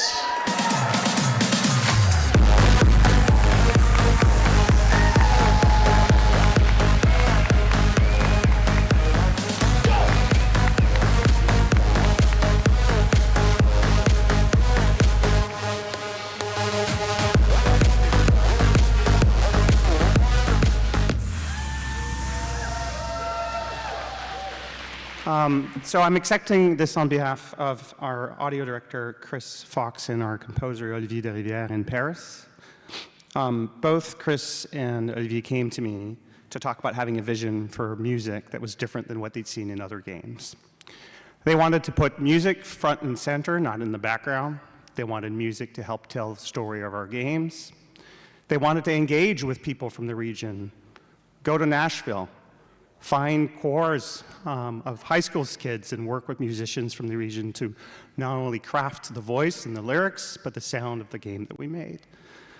So to me, this is a recognition of our efforts to incorporate an important medium inside our game in a way that seamlessly blends with the experience, but also doing it with respect to the people that we were working with. So on behalf of the team, thank you very much. Thank you.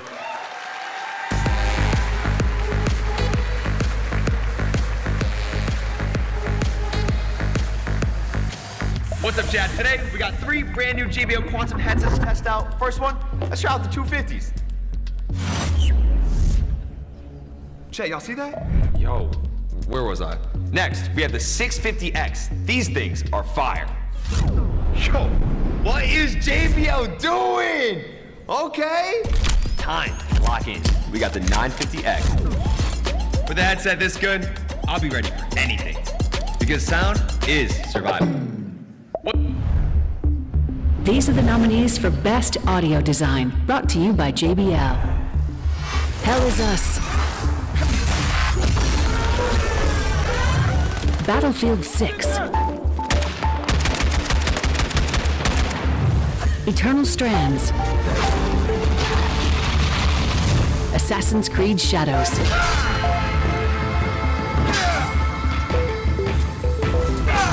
And South of Midnight.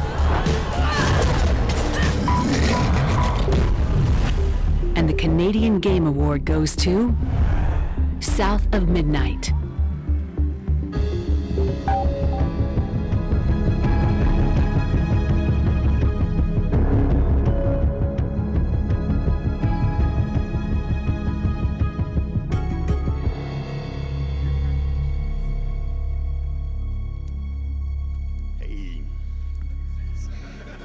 So, I'm also here on the behalf of Chris Fox, our audio director.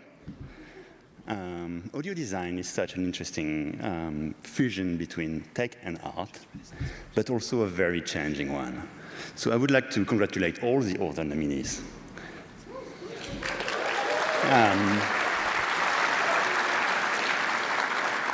With South of Midnight, we try to stay authentic to the musical heritage of the South, as well as the sounds and the environment.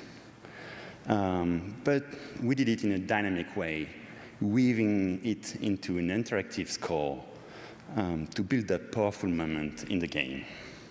So huge thanks to everybody that helped make the audio in this game a success, and our talented internal team, as well as all the external partners. Thank you.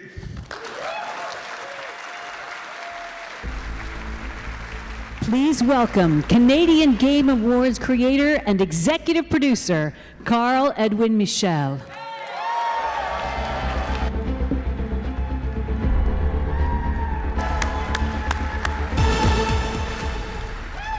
Hey, what's up? All right.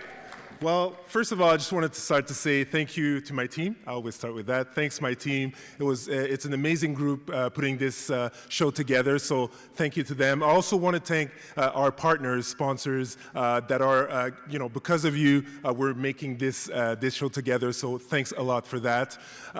Also, I want to thank you, the community, the gaming community, the game devs, the people behind the scene creating those amazing experiences. That's the reason why I'm a gamer. I'm a proud gamer. I love this industry. So that's why I want to celebrate this with you.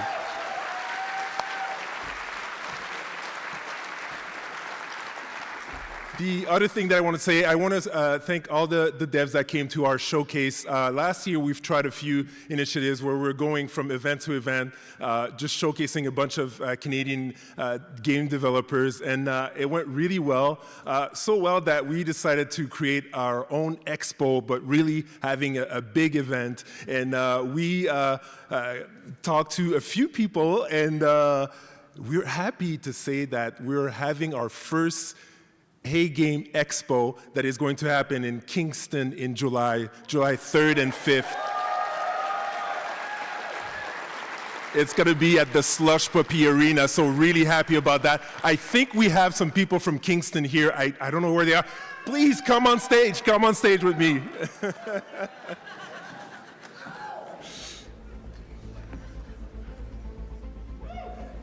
This is because of them that we're doing this.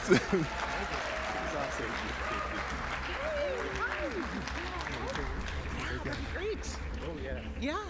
All right. Well, we're going first. We thought the trailer was going to come first. Okay. Congratulations to all of you tonight. You guys, this industry is blowing up. We're amazed to see the incredible, inspiring work we've seen tonight. Okay, so we're very excited to welcome A Game Expo for and Fight for the Throne esports tournament to Kingston, Ontario this summer. It's an event that will bring together our gaming community across the city and put Kingston on the map as a hub for esports in Eastern Ontario. We already have a very strong fighting game community hosting tournaments. Shout out to Middle Ground, wherever you guys are. And we think Kingston is a great location. We're perfectly suited in between Toronto, Montreal, Ottawa, upstate New York, and an event like this, and hopefully many more, bring it to us, is perfectly situated to bring our sports hosting initiatives together with our really strong creative industries. We've got a really vibrant film, media, and music community there, and we hope to see you in Kingston in July. Thank you. Thank you.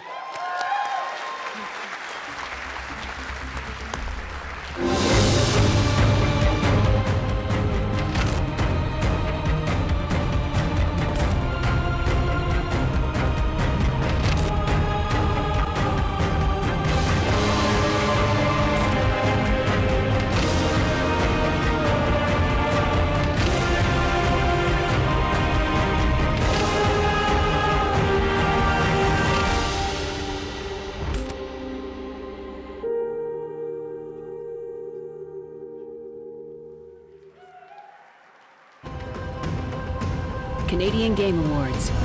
First look.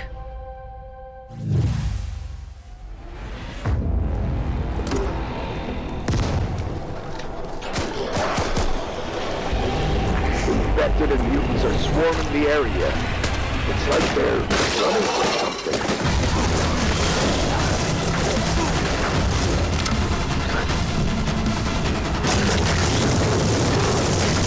I hope you're armed.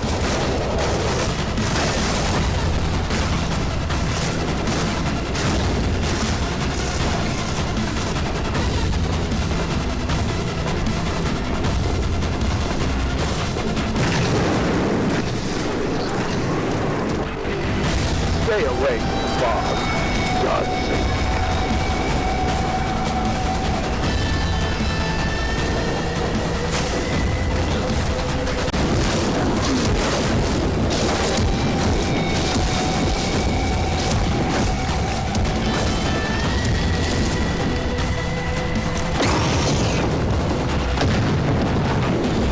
Now, you need to get to the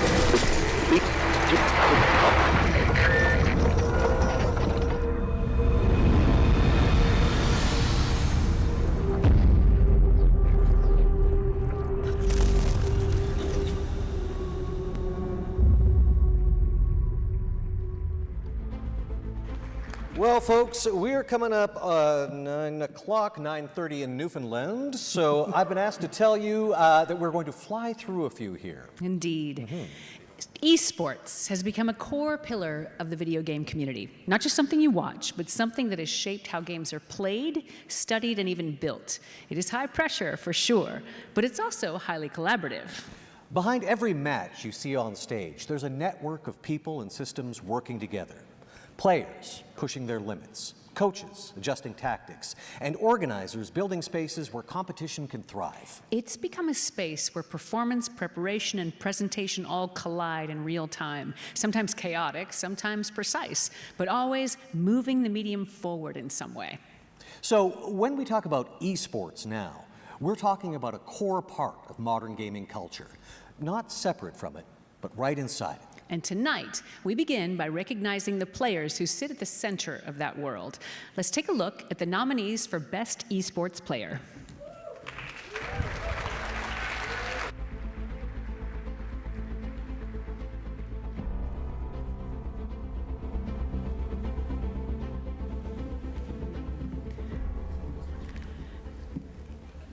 And the winner of the Canadian Game Award is this guy! This dude right here! And I'm gonna get his name right now! Hold on! What is it? Twist! Woo! Woo! Sorry, Twist! We got you! We'd like to apologize for not immediately recognizing you from your 8x10. Okay, I got some learning to do. They said, no envelope, no problem. Just read it off the screen. It's a learning curve.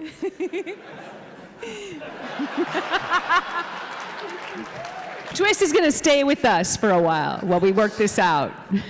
I believe we are now moving on to esports coach. Is that correct? Yes, esports coach. Standing behind every great player is a coach who pushed them to reach that next level. And I have more to say, but the teleprompter stopped moving. As we say, once it hits 9:30 in Newfoundland, all bets are off.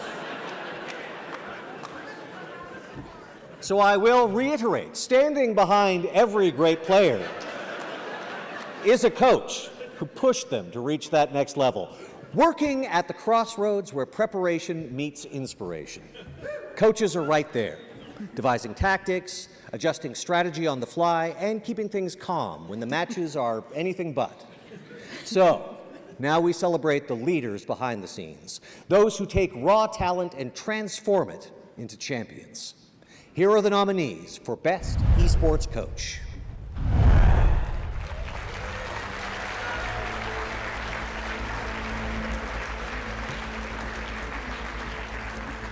And the winner of the Canadian Game Award is... Who wants to guess? Do we want to pull? Loic! Woo! Somebody else!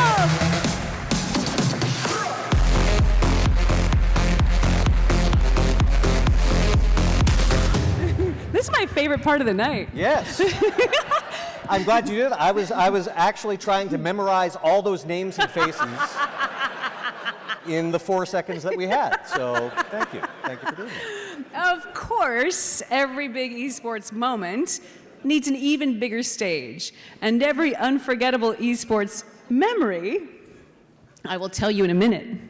We're going to hold. As soon... Yes, starts with an... this is important, actually. Woo! Every esports memory starts with an event built to carry it. Packed arenas and huge online audiences all locked into the same moment. A single play can shake the room, whether you're in person or online, all at once.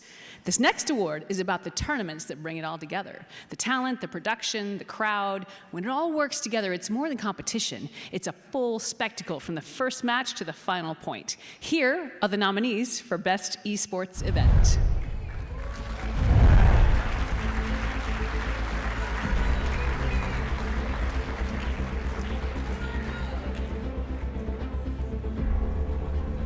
And the Canadian Game Award goes to...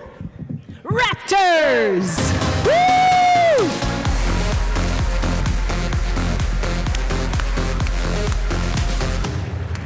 See, that one we could have done because it was a logo and text. Yes. Congratulations. Congratulations.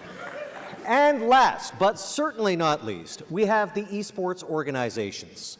These are the groups building winning environments, where preparation is sharp, systems are tight, and teams show up ready to perform. But it's not just about results. It's about creating a space where players can grow, stay competitive, and reach their full potential. So now, let's recognize the ones setting that standard. Here are the nominees for Best Esports Organization.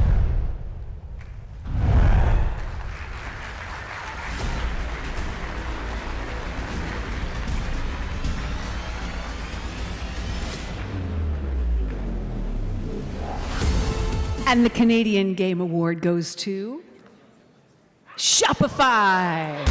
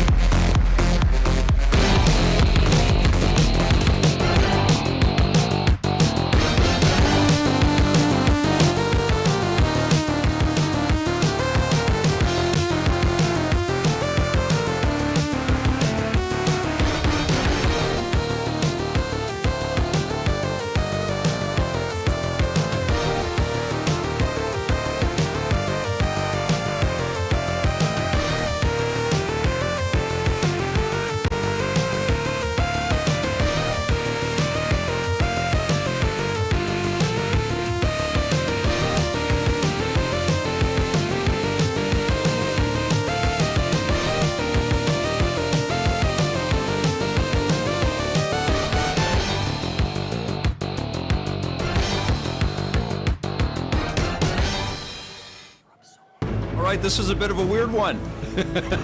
Welcome, everybody. I don't normally do this. Let me hear you howl at the count of 3. 1, 2, 3.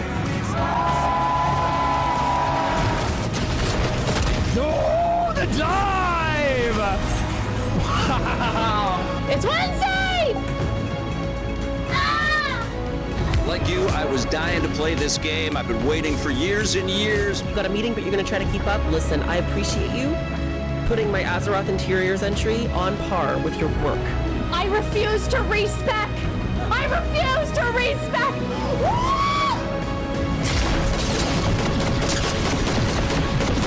Yes! Oh my gosh, that's clean. As always, folks, some people might say it's too much, right? Don't listen to them. Just do what you want to do. Express yourself.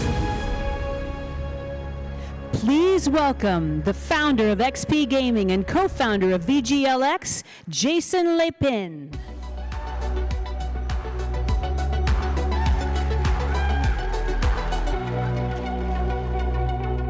Wow, there's a lot of people here tonight.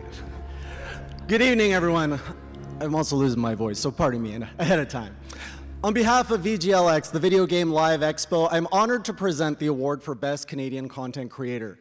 Content creators play a massive role in shaping how games are discovered, shared, and remembered. They build communities, create culture around the games we love, and help bring people together through play.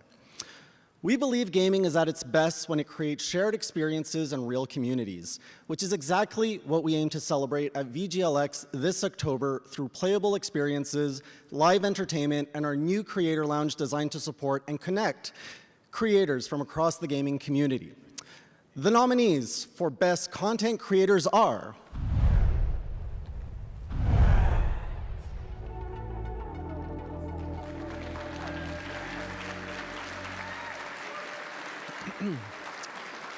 and the winner of the Canadian Game Awards for Best Content Creator is Victor Lucas.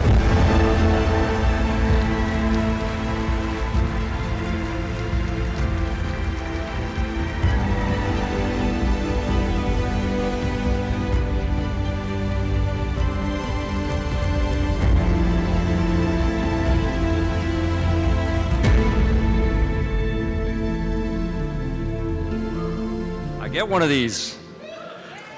I didn't make a speech for this. I'm the uncle with all these kids up here, I feel like. I've been doing this for a while, and I prepped another speech, which you'll be hearing soon, but thank you very much. Thank you for putting me in this category and for being a part of this incredible industry. and for considering me and my current work, which I think is being recognized right now, which is wild, because a lot of people look at me and they think of, I hear quite a bit. I grew up with you. I hear a lot, which is, thank you. Thank you to everybody that supports me, that has always supported me. But thank you also to everybody that's aspiring to build new material around this industry. I want everybody in this room to promise me and everybody else in this room that you will tell your friends and your family to play video games. Do not take any of their bullshit. You want people to play video games because it is the best damn medium human beings have ever created. It is the best entertainment we got. Thank you very much. Thank you.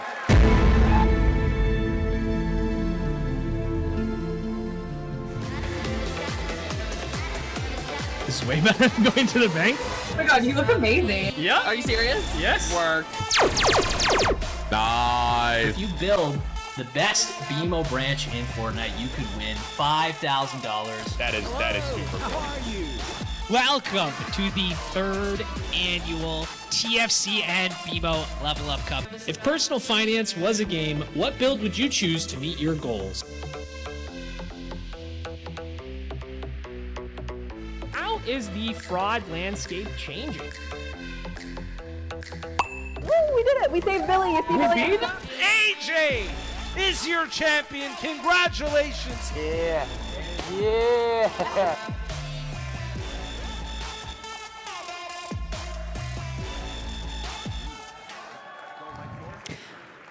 Please welcome accessibility advocate, consultant, and content creator Steve Saylor.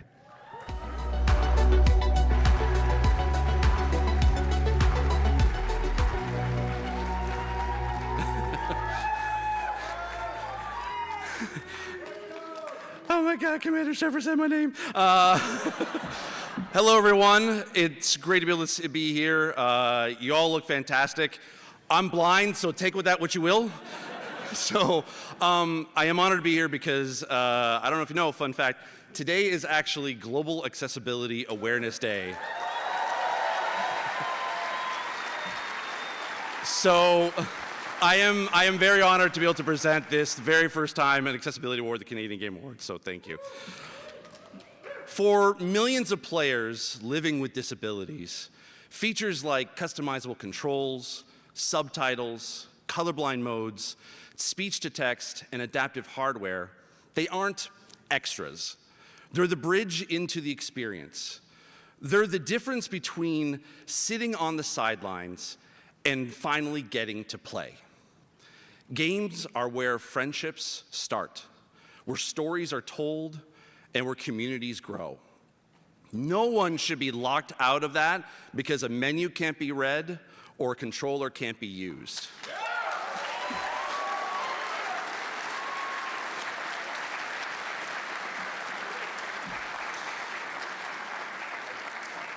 The nominees in this category didn't just build games, they built doors and then made sure people could walk through them even if they couldn't be able to before. So here are the nominees for Best in Accessibility.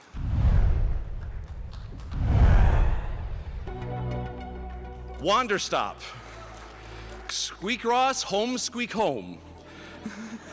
I love it, it's a great name. South of Midnight, EA Sports FC 26, and Assassin's Creed Shadows. I just want to point out, it is very interesting that they gave an envelope to the blind guy. Oh good, they put it in large font, this is great. And the Canadian Game Award for Best Accessibility goes to Assassin's Creed Shadows.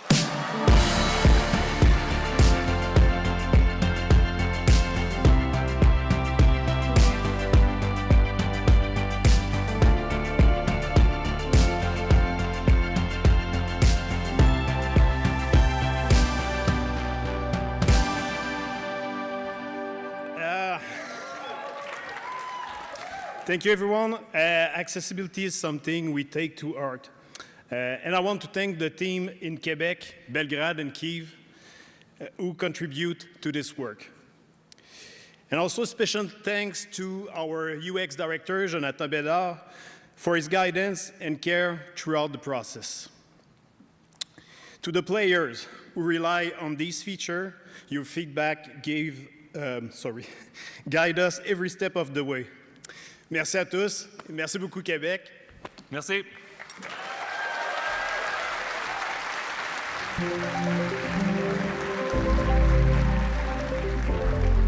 It didn't start big. Just a belief that the game industry could be better connected. So we started building and bringing people together. Developers, studios, publishers, partners.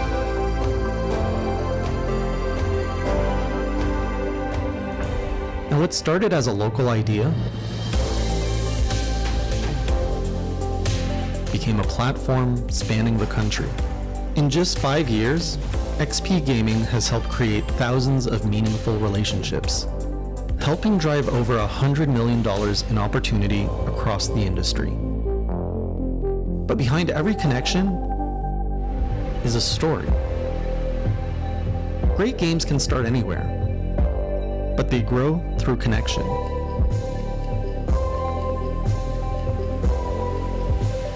XP Gaming.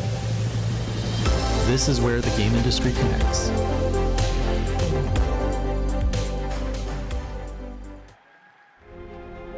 Video games no longer live in a single room, tethered to a single screen. They now spill outward. They slip over our eyes, sit cradled in palms on morning trains.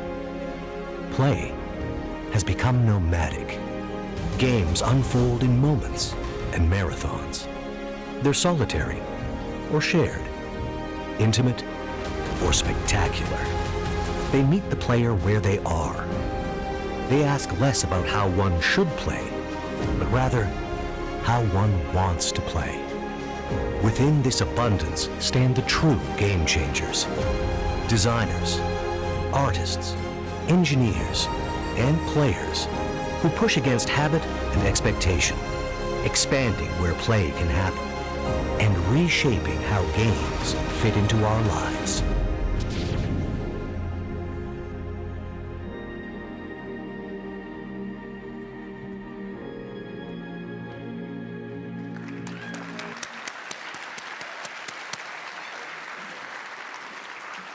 We've spent the last year watching Canadian-made games dominate every space you can think of.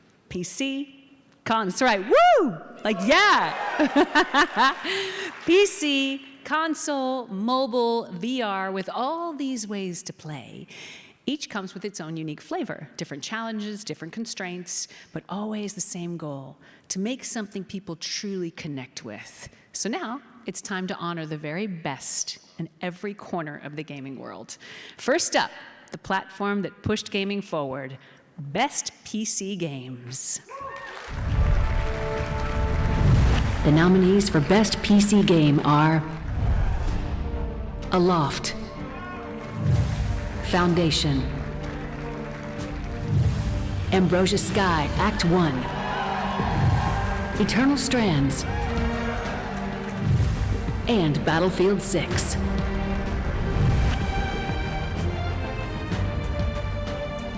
And the Canadian Game Award goes to Battlefield 6. Come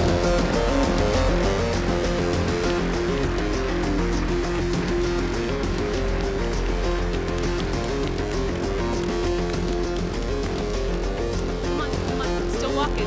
Still walking, let's go.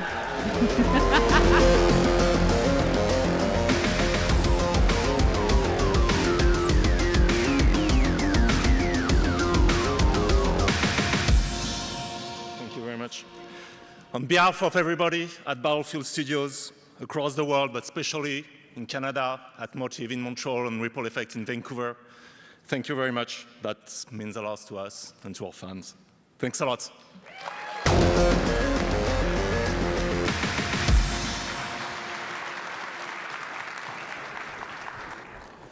You know, there's something special about a great console game.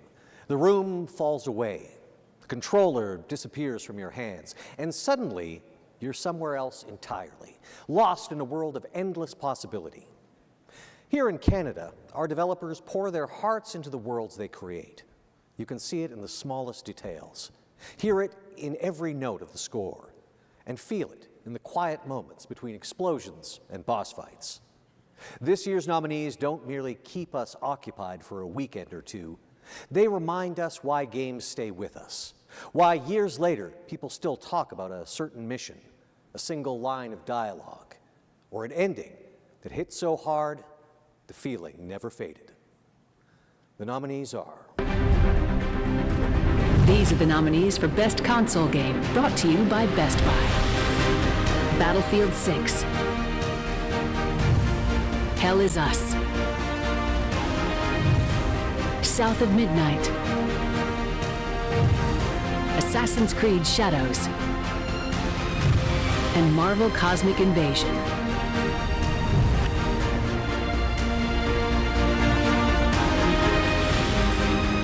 And the Canadian Game Award for Best Console Game goes to South of Midnight.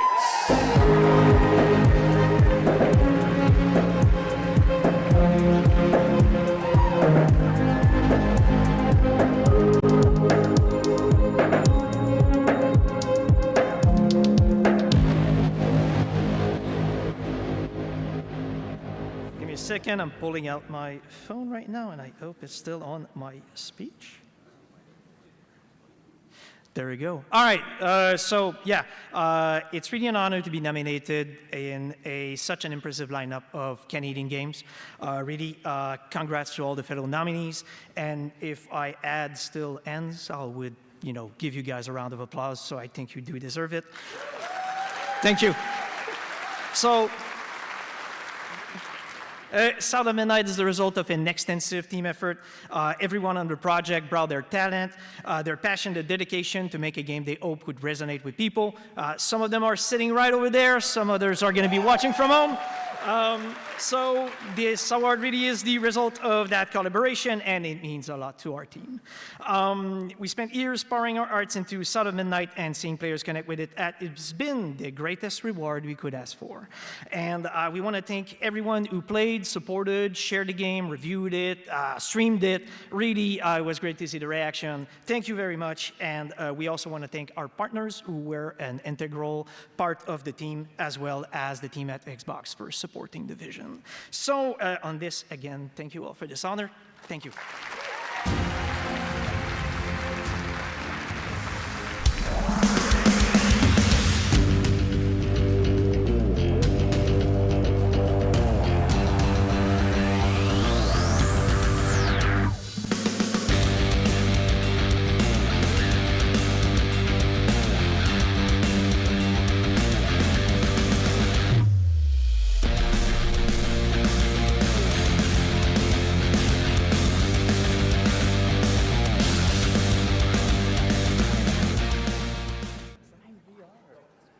And now, for another Canadian Game Awards first look, please welcome from Paracosm Studio, Sadeh Majubnia and Pedram Safari.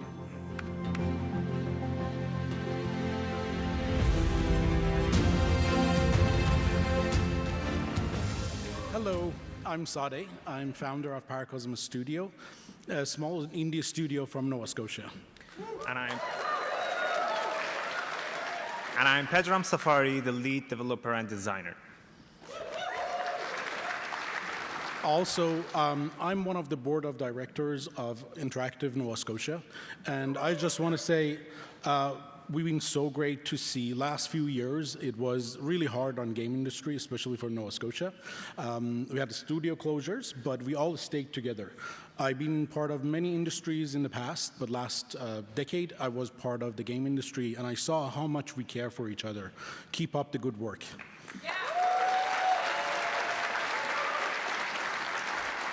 As creators and storytellers, we experience a mental condition called paracosm. It is the ability that allows us to create highly imaginary, detailed worlds in our minds. And games allow us to come together and bring those stories to life and give players a chance to experience them. Now, our game is called Dagger Roots VR. It's a thriller. It's a psychological thriller escape room. It's based on true stories from Nova Scotia. You play as a single mother, lost in her fears and fear of missing children.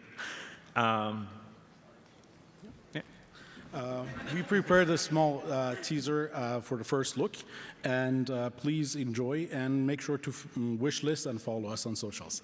Thank you. Canadian Game Awards. First look. Mom, come play with us. I'm coming, Jenna. What is happening here? Where am I? Andrew. Jenna! Oh, this is happening again.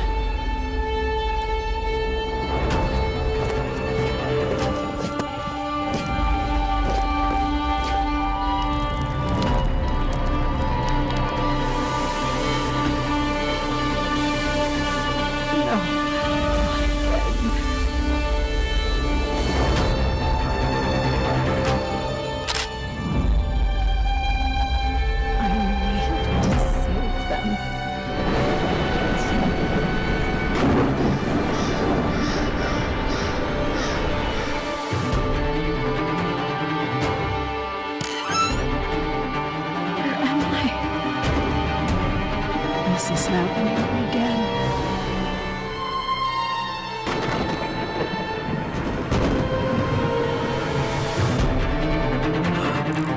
What are you doing in my home? This is not good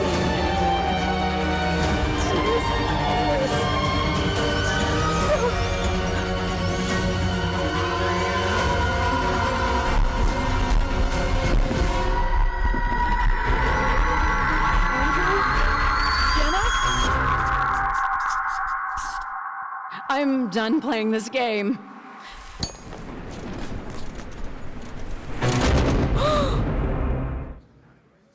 Please welcome from A Gaming Network, founders Marcel D. and journalist Steve Vegvari.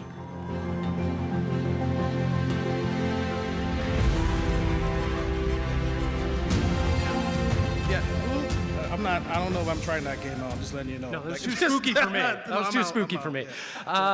Since tonight's all about game changers, it only feels right to shine a light on the creators who don't just build worlds, they twist and reshape the ones we're already standing in.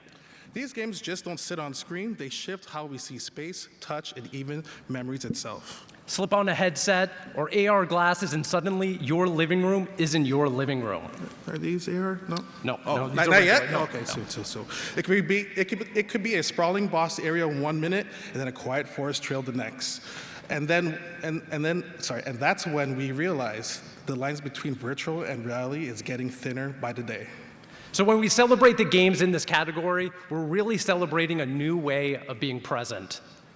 Here are the nominees.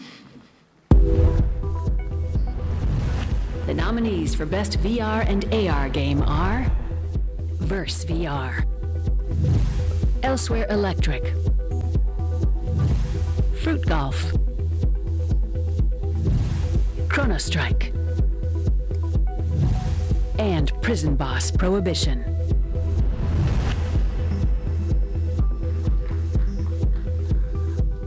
You have that? Oh, brother. I always had to say it, man. Come on. Here, you know what? You get to say it. Oh my goodness. Yeah, And yours. the winner for the Canadian Game Awards for VR and AR, Elsewhere Electric.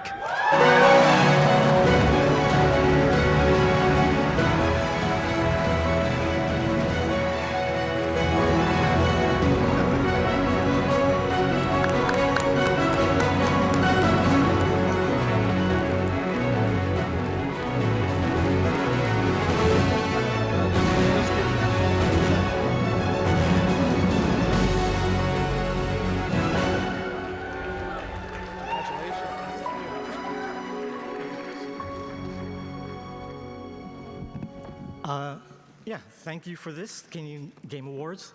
And it's been so great to be included with such amazing nominees. Elsewhere Electric, it's Games by Stitch's most ambitious project to date. Really, it's 2 games in one. On 2 screens, all about communication. Our game designer, Ryan Henson Crichton, designed a game about constant communication. Yeah. Sorry, I'm the worst of speeches.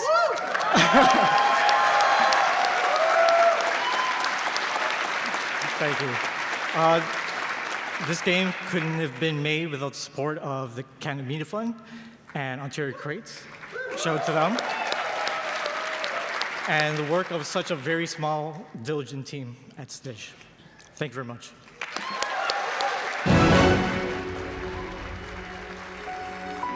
Please welcome 2-time Canadian Game Award winner and host Camille Salazar-Hadaway and gaming journalist Matthew Dappertuck Srondina.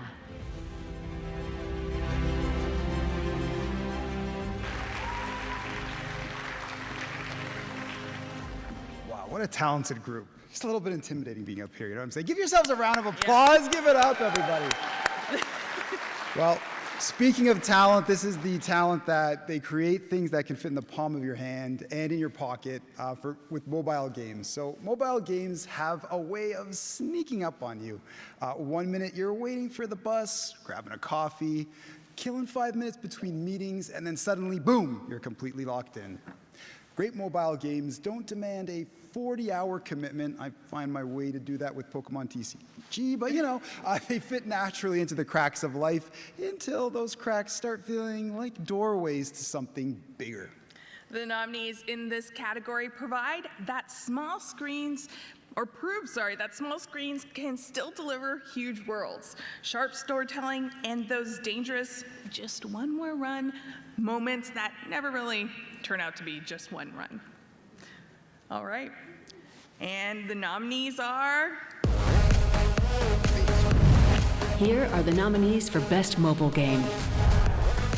Leah and the Word Spirit. Elsewhere Electric.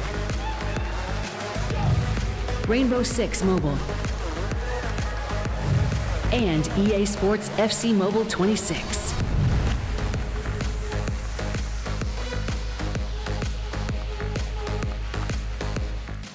Such a fancy envelope. And the Canadian Game Award goes to... Ready? 3, 2, 1. Rainbow Six Mobile!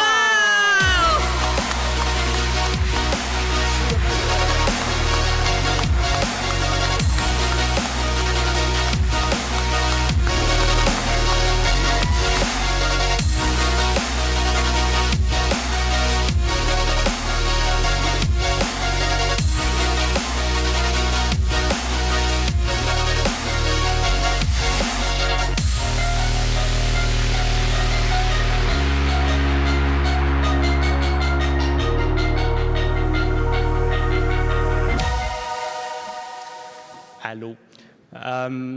So it's an honor to be here. Technology behind smartphones has exponentially increased in the last decade, and it's also created a world where millions of people now have a smartphone as their main gaming device and maybe even their main computer. So it's been really fun to adapt a really unique and iconic and tense game like Rainbow Six Siege to mobile and adapt it to a new market like that. So on behalf of the team, we want to also acknowledge the fans that have waited for this for years. And I want to thank Montreal and Winnipeg. Merci. Bonne soirée.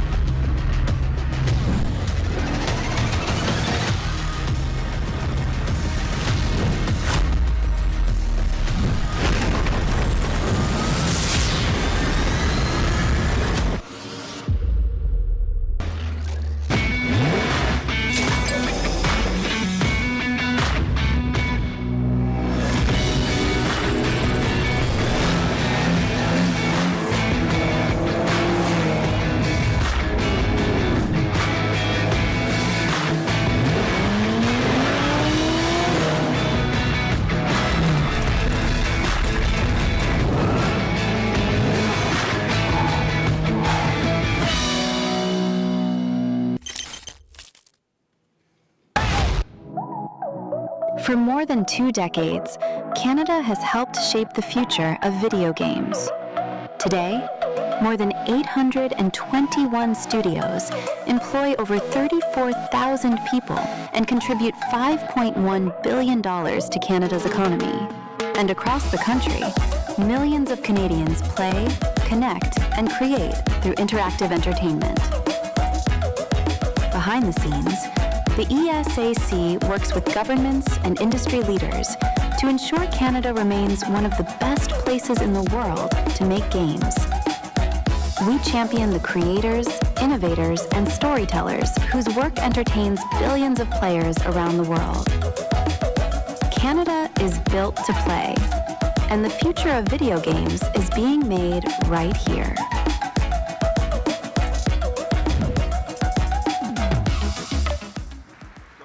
Please welcome President and CEO of the Entertainment Software Association of Canada, Paul Fogelin.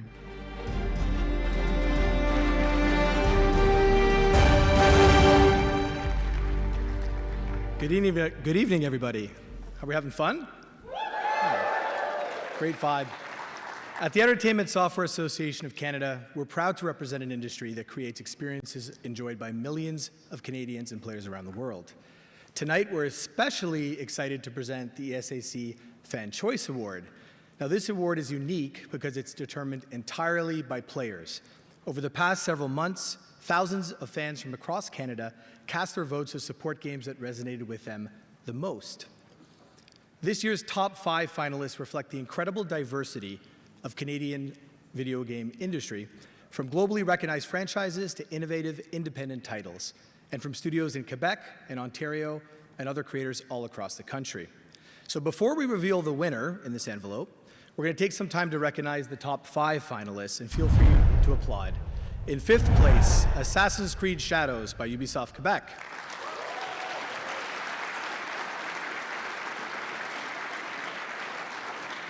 In 4th place, Hell Is Us by Rogue Factor.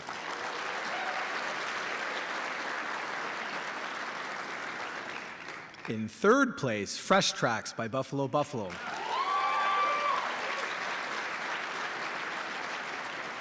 In 2nd place, Warframe, The Old Peace by Digital Extremes. And now, we need a drum roll or something here. For the moment we've all been waiting for, the winner of the inaugural 2026 ESAC Fan Choice Award is Lost Records Bloom and Rage by Don't Nod Montreal.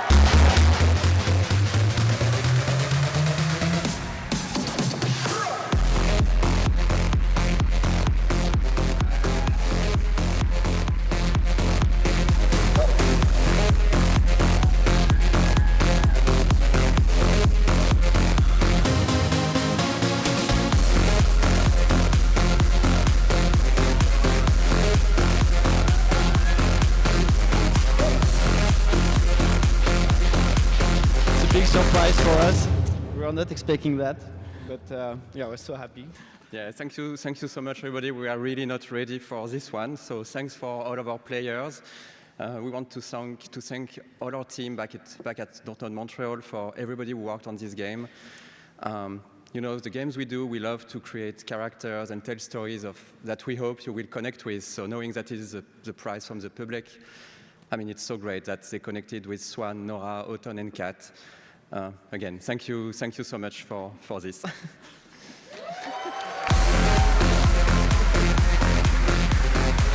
Please welcome Minnow founder Kirsten Timothy.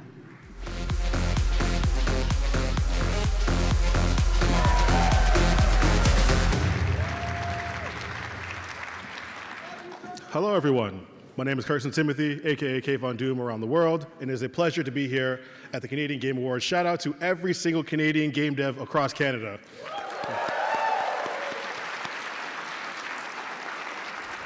All right, so the Community Award celebrates the builders behind the gaming scene, people, organizations who create the spaces where gamers connect. These are all organizers of local tournaments, grassroots events, and inclusive communities that turn gaming into something bigger than just playing. This award recognizes leadership, service, and impact, It also honors those who bring people together through fan events, mental health support, diversity initiatives, and other efforts that strengthen and unite Canadian gaming community. There are so many people doing incredible work in this space, and we're so proud to announce the winner of the Community Award, Femme Gaming. Every female should be a part of Femme Gaming.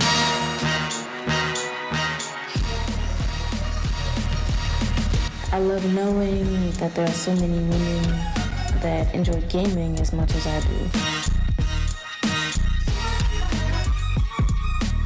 Where else can you find a strong group of women that are just supportive and they don't judge ever? That's why I like it there. Every female should.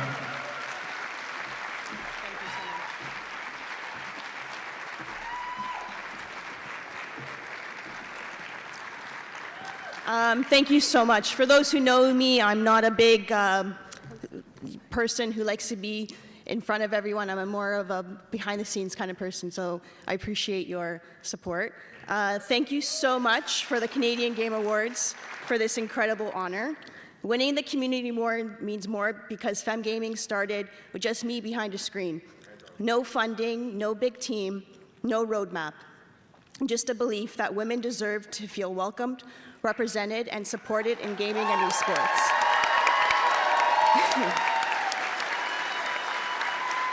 This award belongs to every woman in gaming, whoever felt overlooked or underestimated, the woman competing, creating content, organizing events, volunteering, interning, streaming, and continuing to take up space in the industry every single day. Thank you everyone who supported Femme Gaming over the years. Whether you visited our Femme Gaming Lounge, stopped by our booth, supported us online, competed in a tournament, or believed in what we are building, thank you. A huge thank you to the amazing women who helped shape Femme Gaming. Over the years, Shadona, Janice, Billy, Kagan, Kristen, Seher, Kate, Vivo, Gabriella, and Naomi. And a very special thank you to our incredible partners, BMO Next Level, Manpreet and the team. Thank you so much for believing in our mission. To MLSE Esports and Raptors Uprising community, Bryce, you and your team are amazing. Thank you for all your support. And thank you to everyone in the industry who continues to uplift, support, and advocate for more inclusive spaces in gaming. Change happens when people come together, and we truly appreciate every ally who stands beside us. This isn't just an award, it's proof that women in gaming are here and changing the industry for the better. And we're just getting started, so thank you.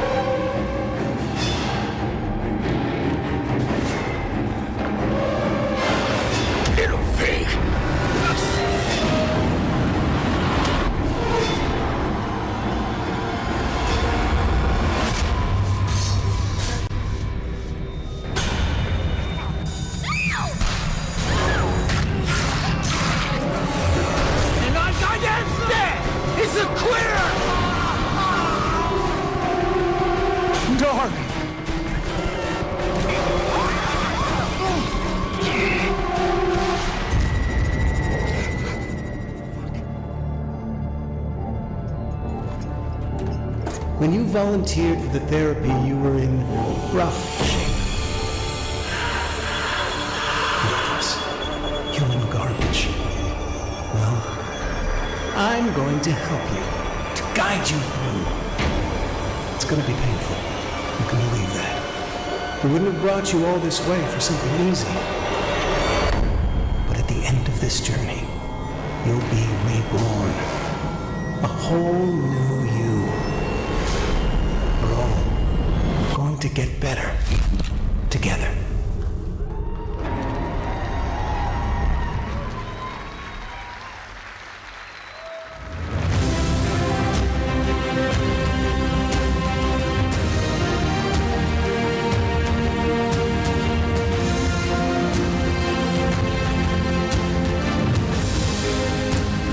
Please welcome the co-founder of Red Barrels, Philippe Morin.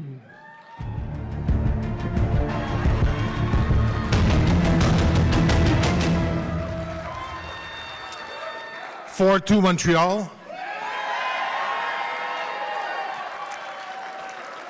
All right, read the prompter, Phil. Back in 2012, while we were looking for financing, someone asked us if we wanted to be rich or if we wanted to be kings. Maybe some of the indies here heard that question before. I didn't understand it. I understood the reasoning behind it, but that question didn't make much sense for me. Because to me, what's being an indie means you don't have to care about any preconceptions. You don't have to choose between one goal or the other. You can carve your own path and make your own rules. As long as you don't run out of money, of course. That's why it didn't make sense to me having to choose between being king or being rich. So to all indies out there, you can aim for both. You should aim for both. Find a hole in the market, find an audience, give them your best effort, and you'll have your kingdom, and you'll be a rich king or queen. Indie devs don't play it safe, not even close. They swing big, they experiment and chase ideas others wouldn't dream of. And honestly, that's what being a game changer is all about. Not just refinement, but disruption. The courage to push past comfort zones and challenge the idea of what games are supposed to be. So let's celebrate the teams who prove that passion can outmuscle scale and that a handful of creators can send a shockwave through the whole industry. The nominees are... These are the nominees for Best Indie Game, brought to you by Red Barrels. Ambrosia Sky, Act 1. Control-Alt-Deal. Wonderstop. Fresh Tracks. And Marvel Cosmic Invasion.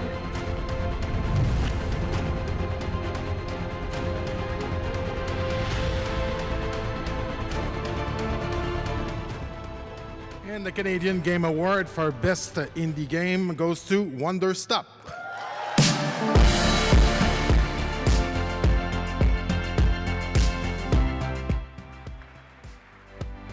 They cannot be with us tonight, so I'll take it.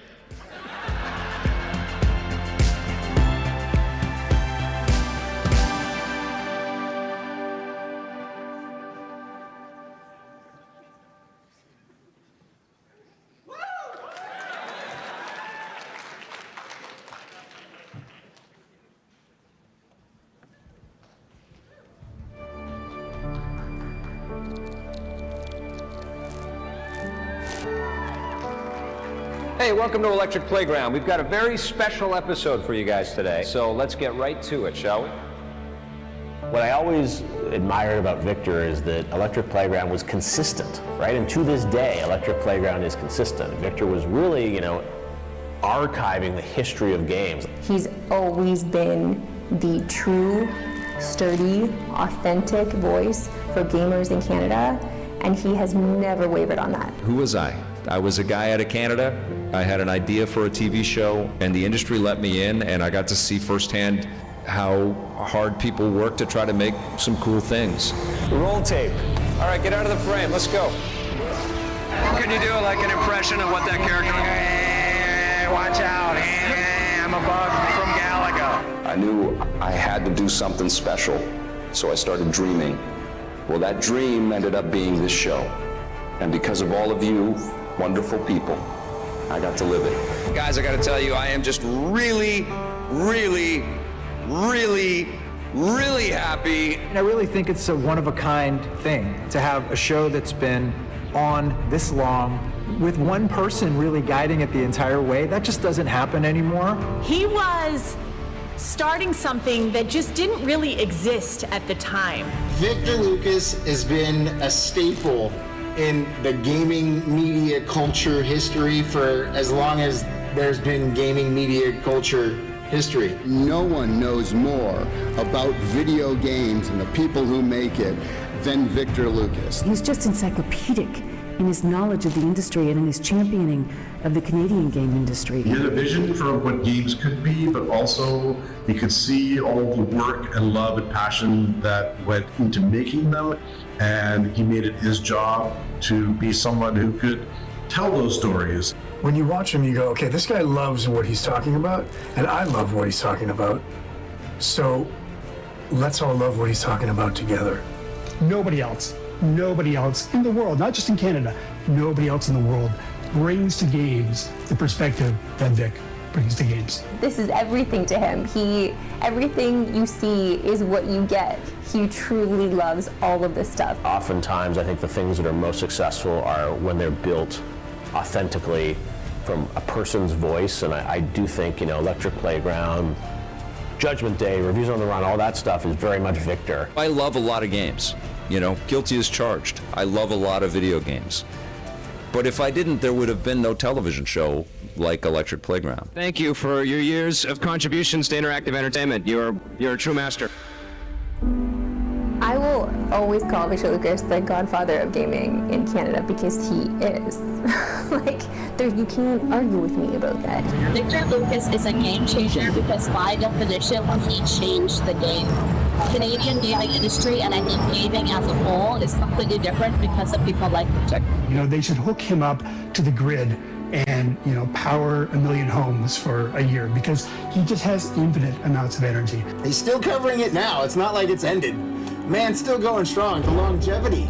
Once he got rid of the soul patch, he was just like a brand new life was flashed back into him, and he just kept going strong. I've devoted my life to this freaking thing. I love it, and I feel like this is incredibly impactful, powerful storytelling and escapism and art and entertainment. The way he reaches out and uplifts people, and it's wonderful. It's wonderful to be in the room with, to be alongside, to have been any part of. It's fantastic. I feel like he took a chance on me, and for that I am forever grateful. He's one of the key pillars in me forming a career in this industry, and I would not be here today without him. It meant so much to me as just like a little girl in the gaming industry to have someone who was willing to have my back like that. I just won't forget that, ever. Just walk a convention with Vic and see how people react to him. It kind of gets me. It really does. You're a brother for life, and I wish you nothing but continued success, and I can't wait till we're hosting EP into our 70s and 80s, because that's right around the corner. Vic, congratulations on this achievement. I miss you, buddy. Thank you for all you do, all you have done, and all I know you're going to do. All I can say is you deserve all of the compliments in the world. You're at the tip of the spear on how Canadian video games have an impact. And I'm proud of you and happy for you, and happy to call you a friend. I hope that you feel how much you're loved in this industry, but from Canadian gamers in general. You have given us so much, and you deserve the world. I do want to say to Victor Lucas, my brother, this is an honor well deserved. There's no one else in the world who deserves this more than you do, my friend. Congratulations. I know I wouldn't have the career I have today without all your early support, and it means the world to me that you were a believer in what I was building, and I've always been a believer in you. I think people forget how emotionally impactful and important video games and creativity is for people. They're not just products. They're not just numbers. They're very meaningful. And the people that make them make the world more fun.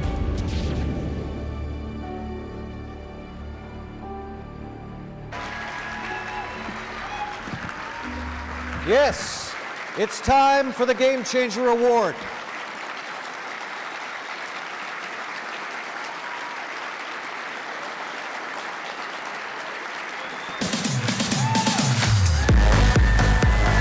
to the man who makes it all so much more fun.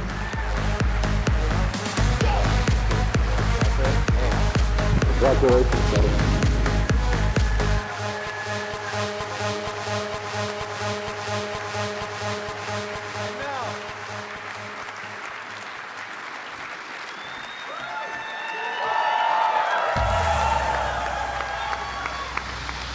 Thank you.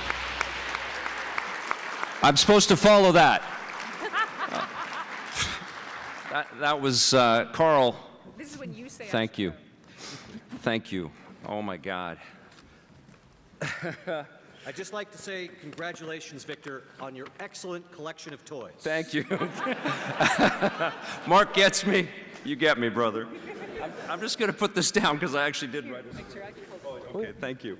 Thank you. Oh my God, okay. Thank you, everyone. Thank you. This is outrageous. It's called the Game Changer Award, which is a great title, and this is incredibly auspicious. But for me, obviously, it's been a time to reflect on my career and my life covering video games. I spend way too much time thinking about my journey these days. Ever since I made the commitment to share our classic archive, I get to watch and think about the younger me, which you just saw, starting a chapter of his life every weekend. On youtube.com/EPNTV, by the way. Plug. And it's a chapter that I continue to this day. I wouldn't have called that. I sure didn't plan for it. What I did plan on was trying to launch a TV show about video games because I love them, and the industry has always fascinated me.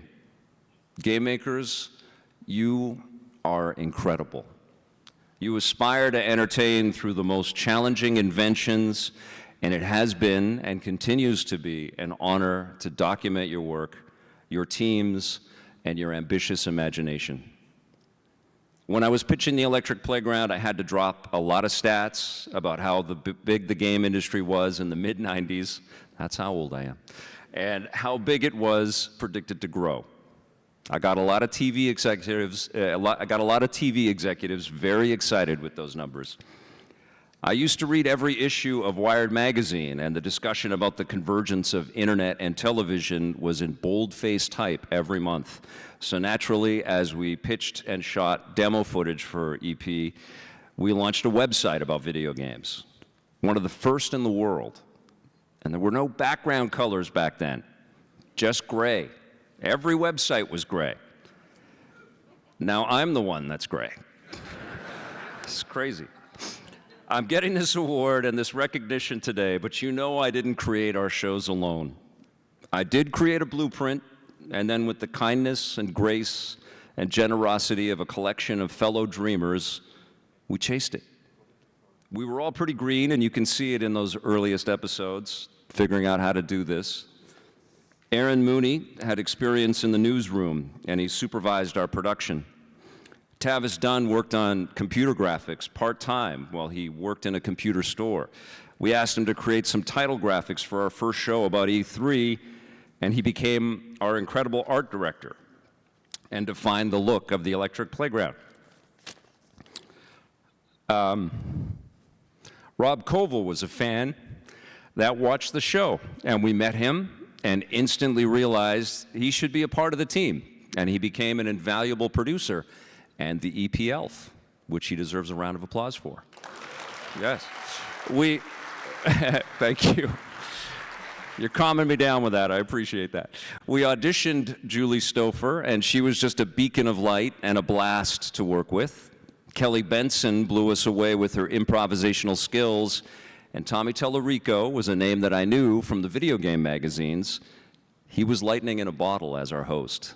So charismatic and so committed to having fun on our quirky little show. I learned so much from him. In our early years, we hit the road to cover games, and we were greeted with open arms by studios up and down the West Coast. We were that cool Canadian video game show, and everybody knew Tommy. As we kept going, we kept figuring things out. We partnered with networks and learned from them, Space Channel, Discovery, G4, MTV Canada, and others. And our team grew and grew. I got to partner with the brilliant and hilarious Scott Jones, the savvy and effervescent Marissa Roberto, and we added team members in different cities like the unstoppable Jose Sanchez, the enormously talented Ben Silverman, the dynamic Toronto newspaper duo of Steve Tilley and Raju Mudar, and so many other awesome hosts, amazing people behind the camera, in our editing suites, on the road, so much damn talent. And somehow our weekly show became 2, and then both shows went daily. And for a time, our people were everywhere. I had no plan for that. We just got to work. We showed up, we delivered, we made our partners happy, we made our viewers happy, we did the work. That's what Canadians do.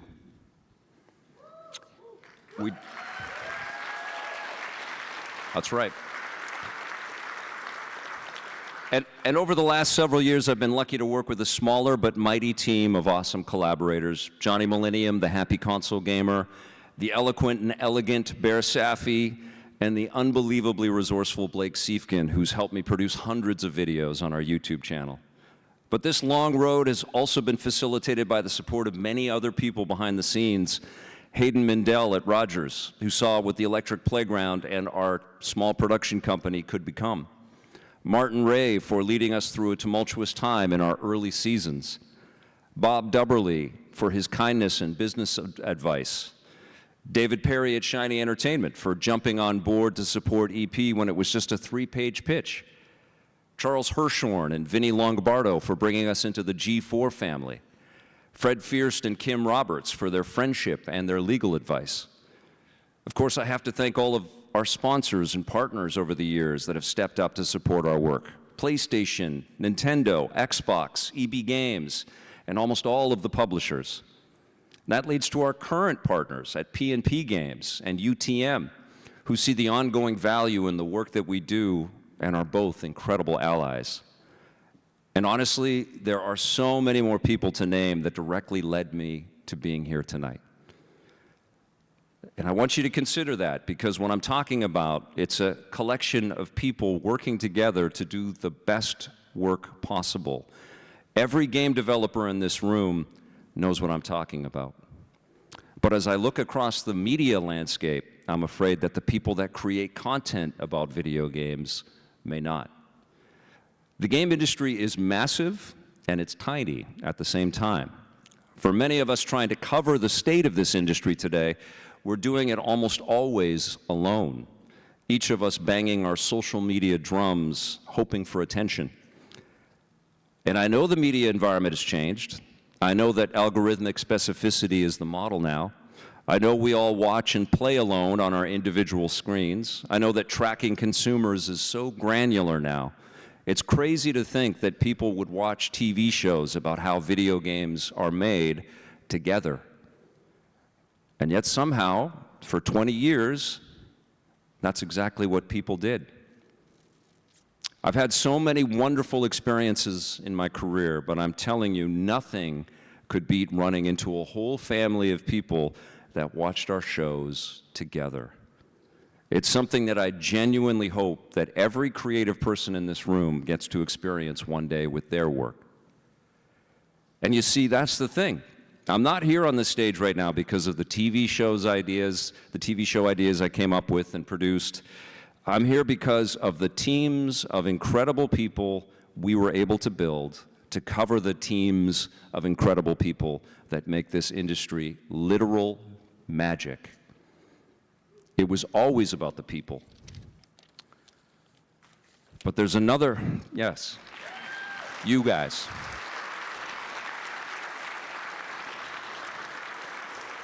But there's one person specifically that got me to this stage tonight. One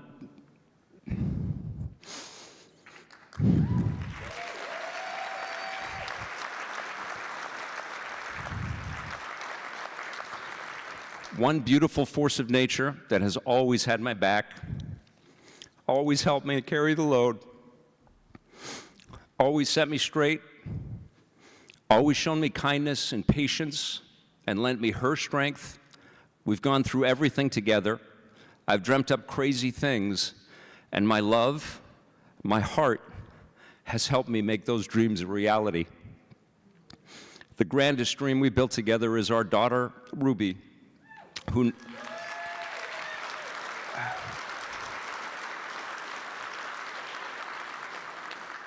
now also helps make EP happen. But without my wife, Marcy, there is no EP. And truly, there is no me. I feel immense gratitude. Thank you to everyone that has supported me. Thank you for this honor. I carry it in my full heart. Just one last thing. Play forever.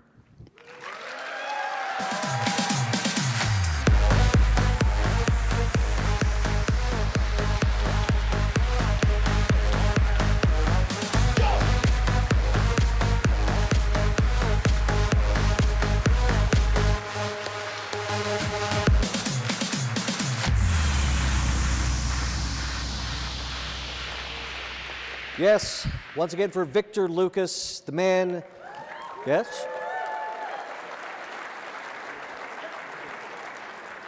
The man who made Canada believe that playgrounds could be electric. And until he came along, they were strictly steam-powered. The Canadian Game Awards is proud to partner with the Make-A-Wish Foundation to help make one incredible gamer's wish come true. Together, we'll grant a wish to a courageous child whose love of gaming inspires us all. Now, more will be announced this fall when we'll share their story and reveal their chosen wish and celebrate the power of games to change lives.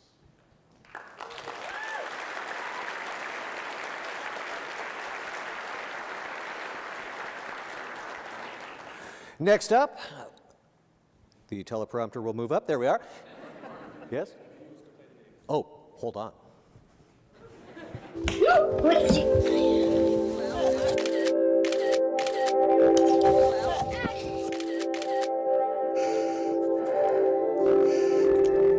Childhood critical illness is a devastating journey. But there's a treatment that's giving kids the strength to fight through it.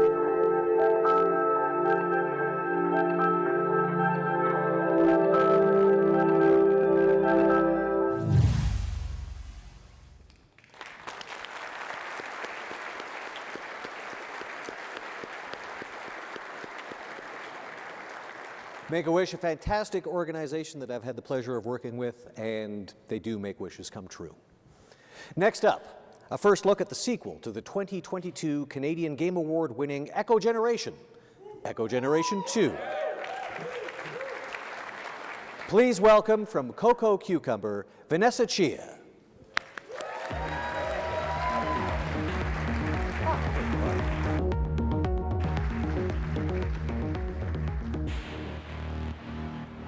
Good evening, everyone. From the kids to the father, from Mapletown to Proxima Centauri, from minigames to deck building.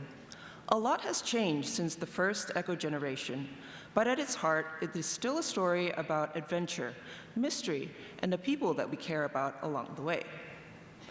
Back in 2022, we were incredibly honored when Echo Generation won Best Indie Game here at the Canadian Game Awards. That recognition meant a lot to our team, especially as a small indie studio making a game that's very close to our heart and also slightly strange. Tonight feels especially meaningful because next week, Echo Generation officially launches into the world. And before that happens, we wanted to share this moment with you, our fellow creators, peers, and the Canadian game industry that continues to inspire us. So tonight, I'd like you to take a first look at our very first sequel. Please enjoy Echo Generation 2. Canadian Game Awards. First look. I thought I was done saving the world. Turns out, the universe disagreed.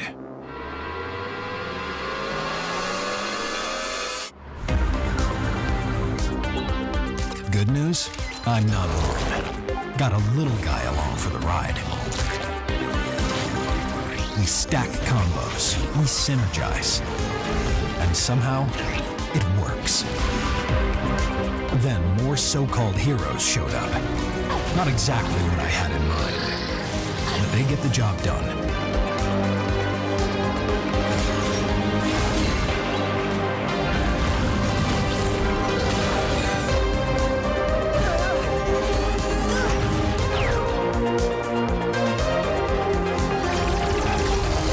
So, when reality is fracturing,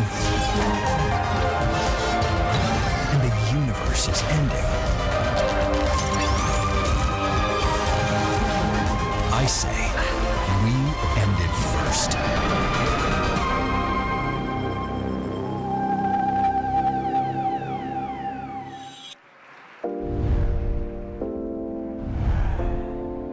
The Canadian Game Awards would not be possible without our amazing partners and sponsors.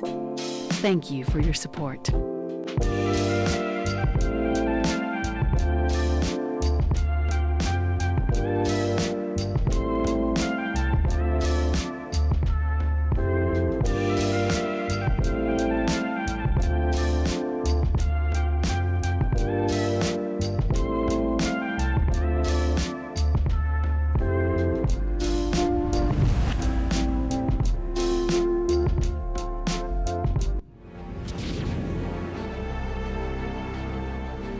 Canada holds a quietly consequential place in the video game industry.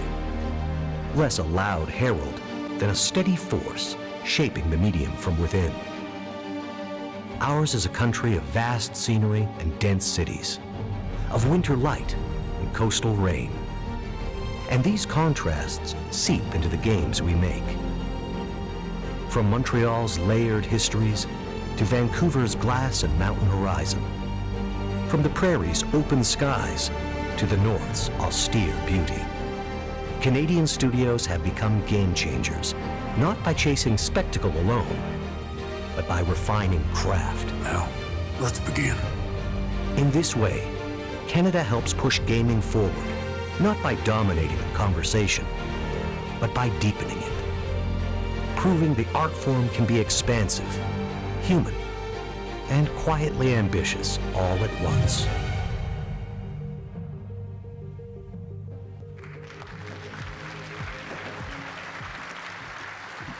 Oh, Canada, right? Tonight, you've probably heard the phrase game changer more times than you can count. We should have done a drinking game. And that's because it is a title worth celebrating. Being a game changer isn't about polishing what already works. It's about breaking patterns, shaking things up. It's a title reserved for the visionaries, the restless creators who don't just make games, they build experiences, communities, legacies. This country is home to some of the most inventive, fearlessly and genuinely brilliant game developers in the world right now. Many in the room are with us, many are in the room with us tonight. That's easy for me to say. You have all already earned the title of Game Changer, but only one can earn the title Studio of the Year. Nominees are? These are the nominees for Studio of the Year. Compulsion Games, Tribute Games, Rogue Factor, Yellow Brick Games,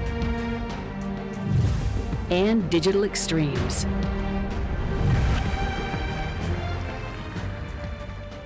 And the Canadian Game Award for Studio of the Year goes to Compulsion Games.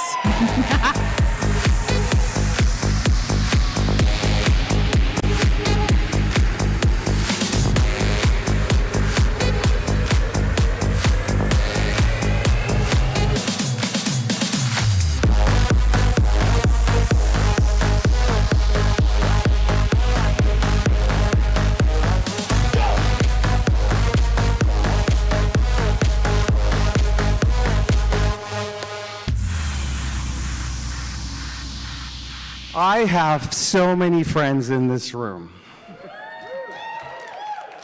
I started my career here in Toronto because I thought we would never make games in Montreal because there's no game shops down there in the mid-90s. I've spent quite a bit of time, we spent quite a bit of time thinking what it means to win an award like Studio of the Year in our current climate, in our country. And I just wanted to say, I want to applaud and share this award with, obviously, our amazing team, because the team is what makes the studio. I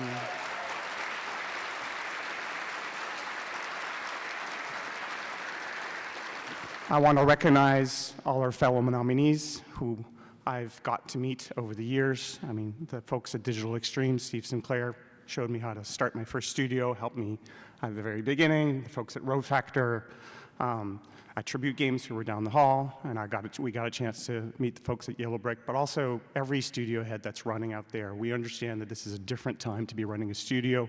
It requires courage. It also requires humility to listen to our teams and making sure that we're creating safe environments that allow studios to take creative risks and to make sure that whatever games that you're making are going to be distinctive and stand out. And that's really difficult right now to do, to go out and actually take risks when the environment doesn't actually make that easy. So I want to say thank you to the community, thank you to Canada, thank you to the Canadian Media Fund who helped be a catalyst for the independence of Canada. Thank you to the incredible community of developers that have helped me over the years, helped our studio over the years by sharing publishers, marketing, the community in Toronto, in Vancouver, in Montreal. I've been lucky enough to be part of the community here in Toronto and then in Montreal for many years. We, as a group and an industry, when publishers come see us in Canada, they all remark the same thing. We all help each other. We all look out for each other. So on behalf of us, the team, the studio, we're very humbled to be nominated for to win for Studio of the Year. But more than anything, we're happy to celebrate it with all of you here tonight. Thank you.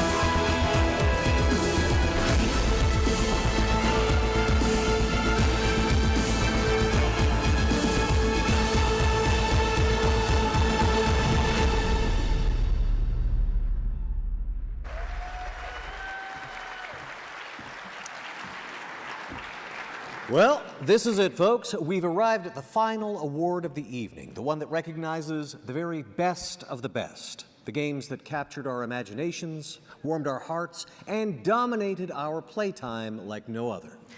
What makes a game stand out amongst the rest? Yes, there's the design, the gameplay, the storytelling, but a game is more than the sum of its parts. A truly special game changes how we talk about the medium. It changes how we design them and what we imagine comes next. The games honored tonight are more than worthy of recognition. Across every aspect of game development, they've pushed limits, bent rules, and broken new ground. These are the best games Canada has to offer. But even in a country as vast as ours, there is room for only one Game of the Year.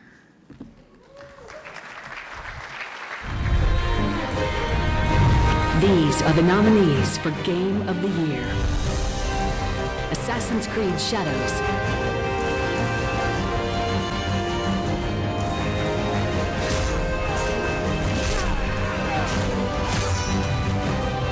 Wonderstop.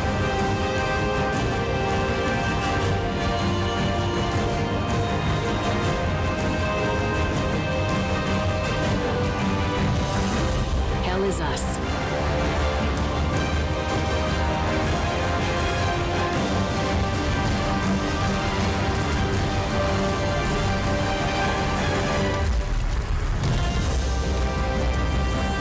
of Midnight.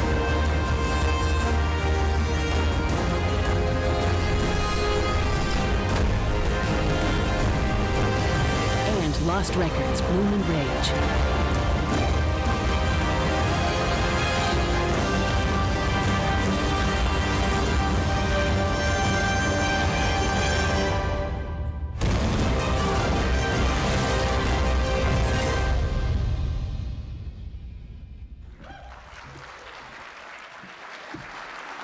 And the Canadian Game Award for Game of the Year goes to South of Midnight!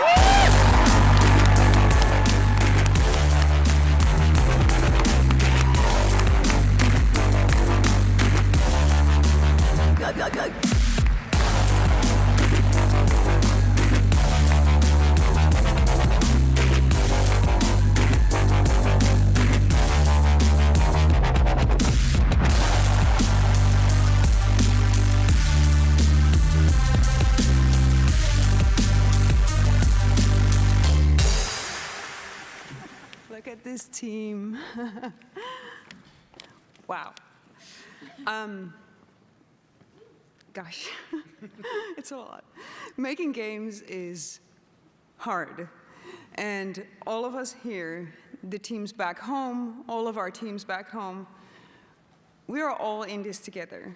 Bound by our passion, our dreams, our dedication to create meaningful experiences for our player to enjoy. You are all amazing. Je suis fière de célébrer l'industrie du jeu vidéo d'ici au Canada. Comme immigrante et nouvelle Canadienne, merci au Canada et merci au Québec.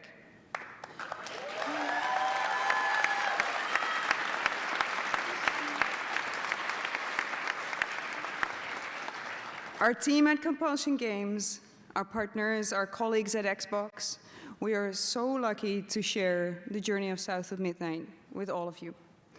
And finally, our players who joined Hazel to find her mama and who gathered the stories of Tuto Tom, Hugging Molly, and many others along the way. Whoop. Sorry, this is so cool.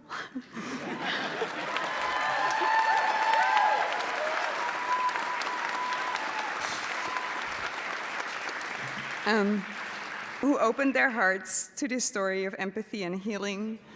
We did it all for you. I want to have a few words from Jasmine. So again, thank you for everybody who took this journey with us. This is a great honor. Merci beaucoup. Bonne soirée.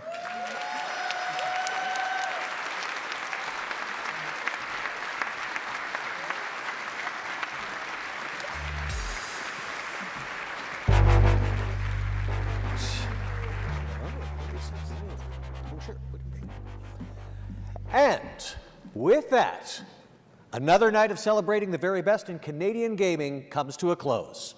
To everyone here tonight and all across the Canadian gaming industry, thank you for your creativity, your passion, and your hard work.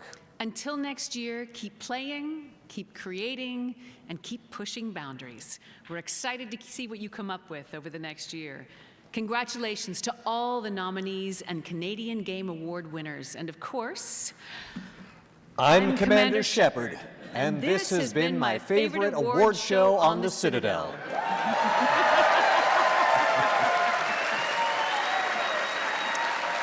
You should go? You should go? I should go. We should go. We should go. Yeah. We should go. Thank you. Good night. Good night. Thank you.